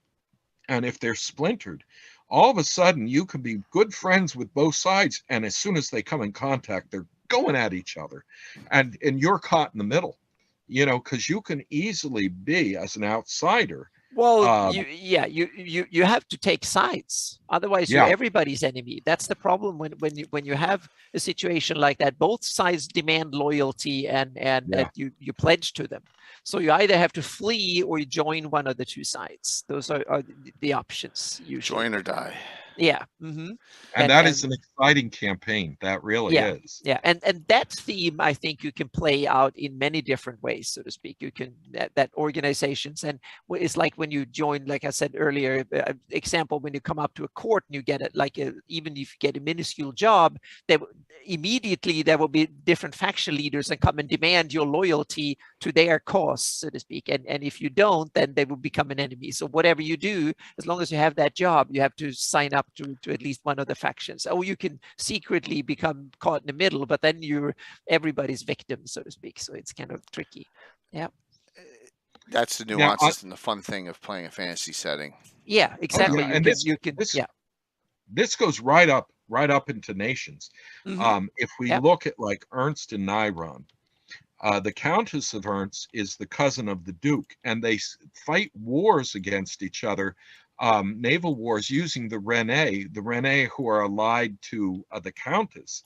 They will fight battles against the Duke's naval forces, And in fact, like Gygax describes the last one, the Duke lost, and he had to accept the Rene coming to the city of Lukesh again because they had defeated him. The Rene are a very powerful force within the Near Dev. And then both of them, both Duke and Countess, County and Duchy, are subservient in a way to Nyrond. In this particular campaign that Gygax was describing. So all three of them, and then they all get tied in with a fight against the North Province and the Great Kingdom.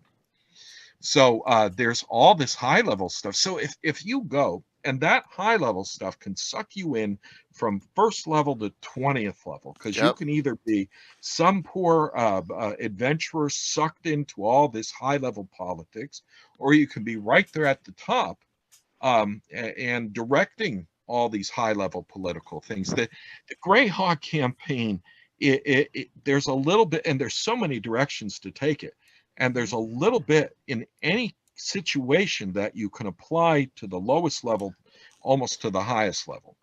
So it really, it's very rich. And then with organizations, like I said, you go from the lowest level stuff to the super high organizations. Start small if you're doing something too. Exactly. Yeah. Start small and then weave in the bigger plot as the characters advance and so on. Yeah. I have a big fondness for mercenary companies, and Same I know you've worked them out over all these years. You have your well-established mercenary groups. Yeah, absolutely. So let me bring this up because I've had this up 3 times. You guys are making my life easy tonight because my voice is gone from last night, right? Okay. And yelling at my son and team because they were so awful today at soccer. So they were terrible.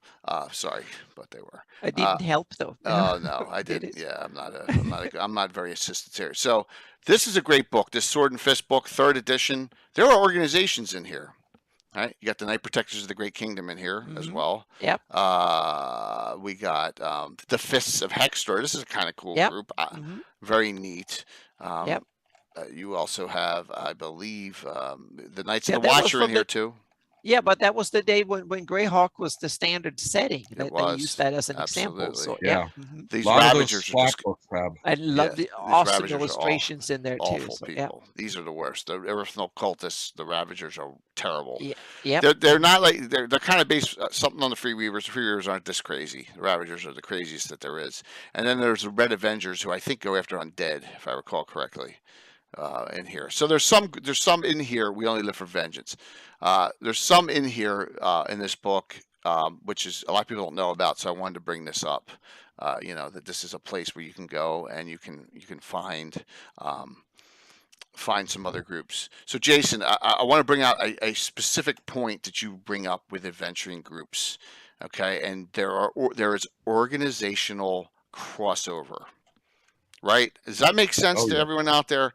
So I'm going to try and explain this real quick, and that is, all right. So here's my group of Altamira adventuring groups. Of course, the awful name, the Omega Patrol. Thanks, Tim.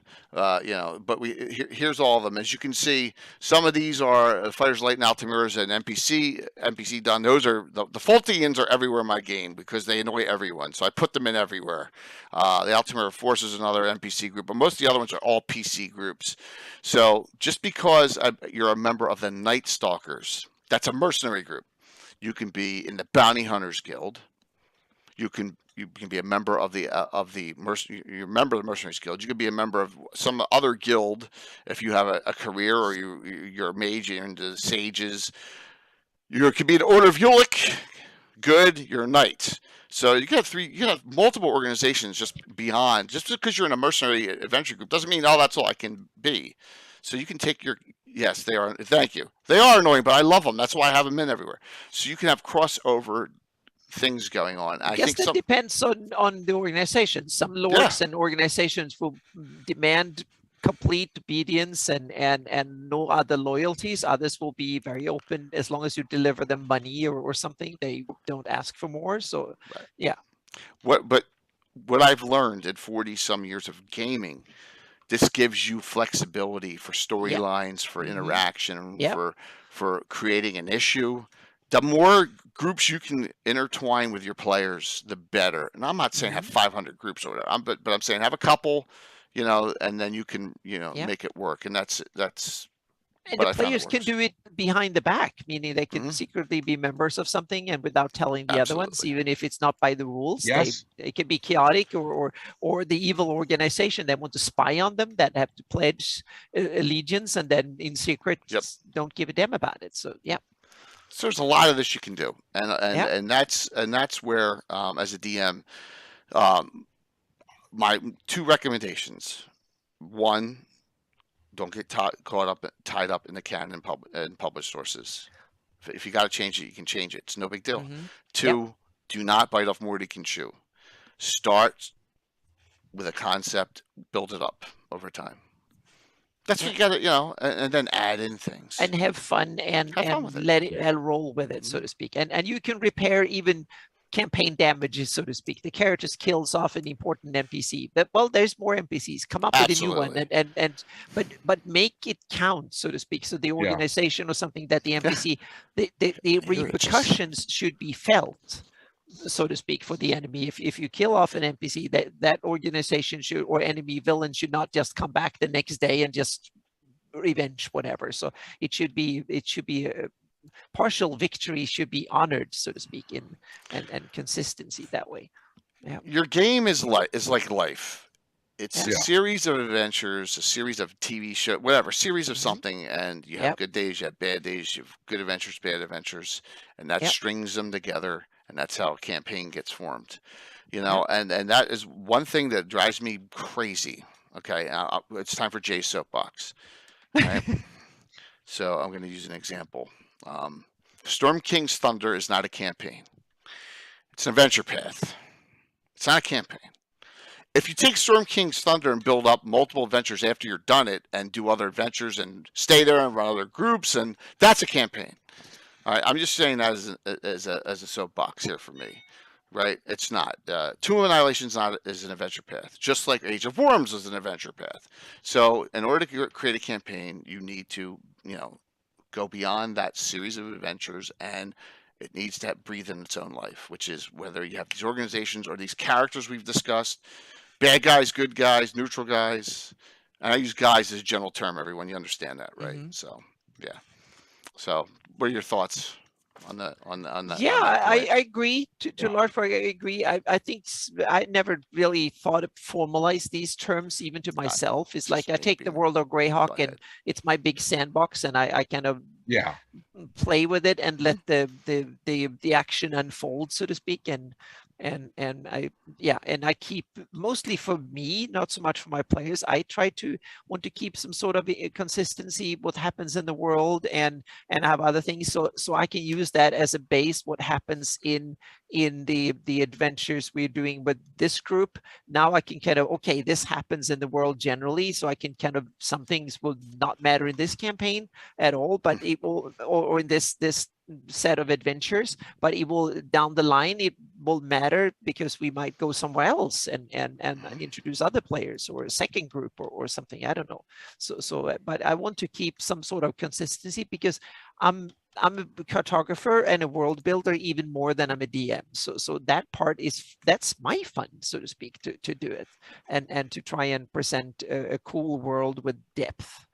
And to the players and so on. So but in some DMs you might like to interact and run games way more than you like world building, and then let the don't do what I do and have spent hours and hours world build. Then take a already published module, tweak it a little bit, and just run with it. And a one shot, you come up with a cool idea, some cool NPCs, just run with it and give them a name. But you don't have to think about all the history of this organization or what this place looked like 500 years ago, or God forbid 5,000 1,000 years ago and stuff like that. That Jason and me and Jay, we go down so many rabbit holes, it's crazy.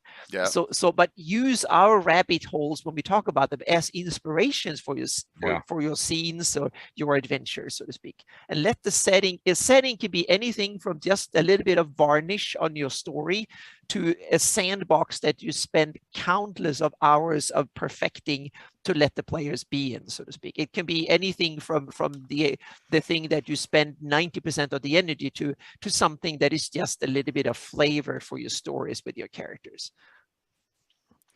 Yeah, nobody owns your fun but you. Yeah. And that is the thing. No matter what we say, the books say, or anybody else says, so it's you may want to use material to enhance, what you're doing. You don't have the time. You just, you're at a dry point. You're not thinking of things. But your fun is your own fun. So the trick to using other people's material is, if Anna or I or Jay say something and it gets you thinking, if it stirs you up, that's great. That's what you want to look into. And if what we say sets you back, it's like, that's what you want to drop. There's so much stuff out there that it's really handy to just go right ahead and say, I like this, I don't like that, I'm going to go this direction or not that. Even if you're using that, using other people's material, it's yours. It's yours. It's your fun. It's your game. You add what you want, and you play it the way you want. And if you and your players are happy, you got a game. We're not running your game. We're not playing your game. So if we say something or a book says something and you don't like it, drop it. Yeah. Just find what you like. Yeah, and it's the strength of the game is that there are many different ways of doing it, so to speak, and styles of play and stuff, and both technically how you present your game and how you and different aspects of it. You enhance something aspects and you bring them forth. Some like very cool extra rules and house rule things and put in minutia beyond anything, and some people go very rules light, and it's about having cool presentations, funny voices, and act out at the table, so to speak. And some people don't do that. Groups don't do that at all. And I think the very different aspects of the game that can be enhanced and tweaked and stuff around the game table, that's part of the strength of role playing and D&D and stuff, is that you can play it in different styles and different ways. And I can enjoy running it in my own style, but I like to play in different styles in different ways, because that brings in other aspects that I never thought of to begin with, so to speak. Yeah. So, yeah. Give stuff a try. You'll be surprised how quickly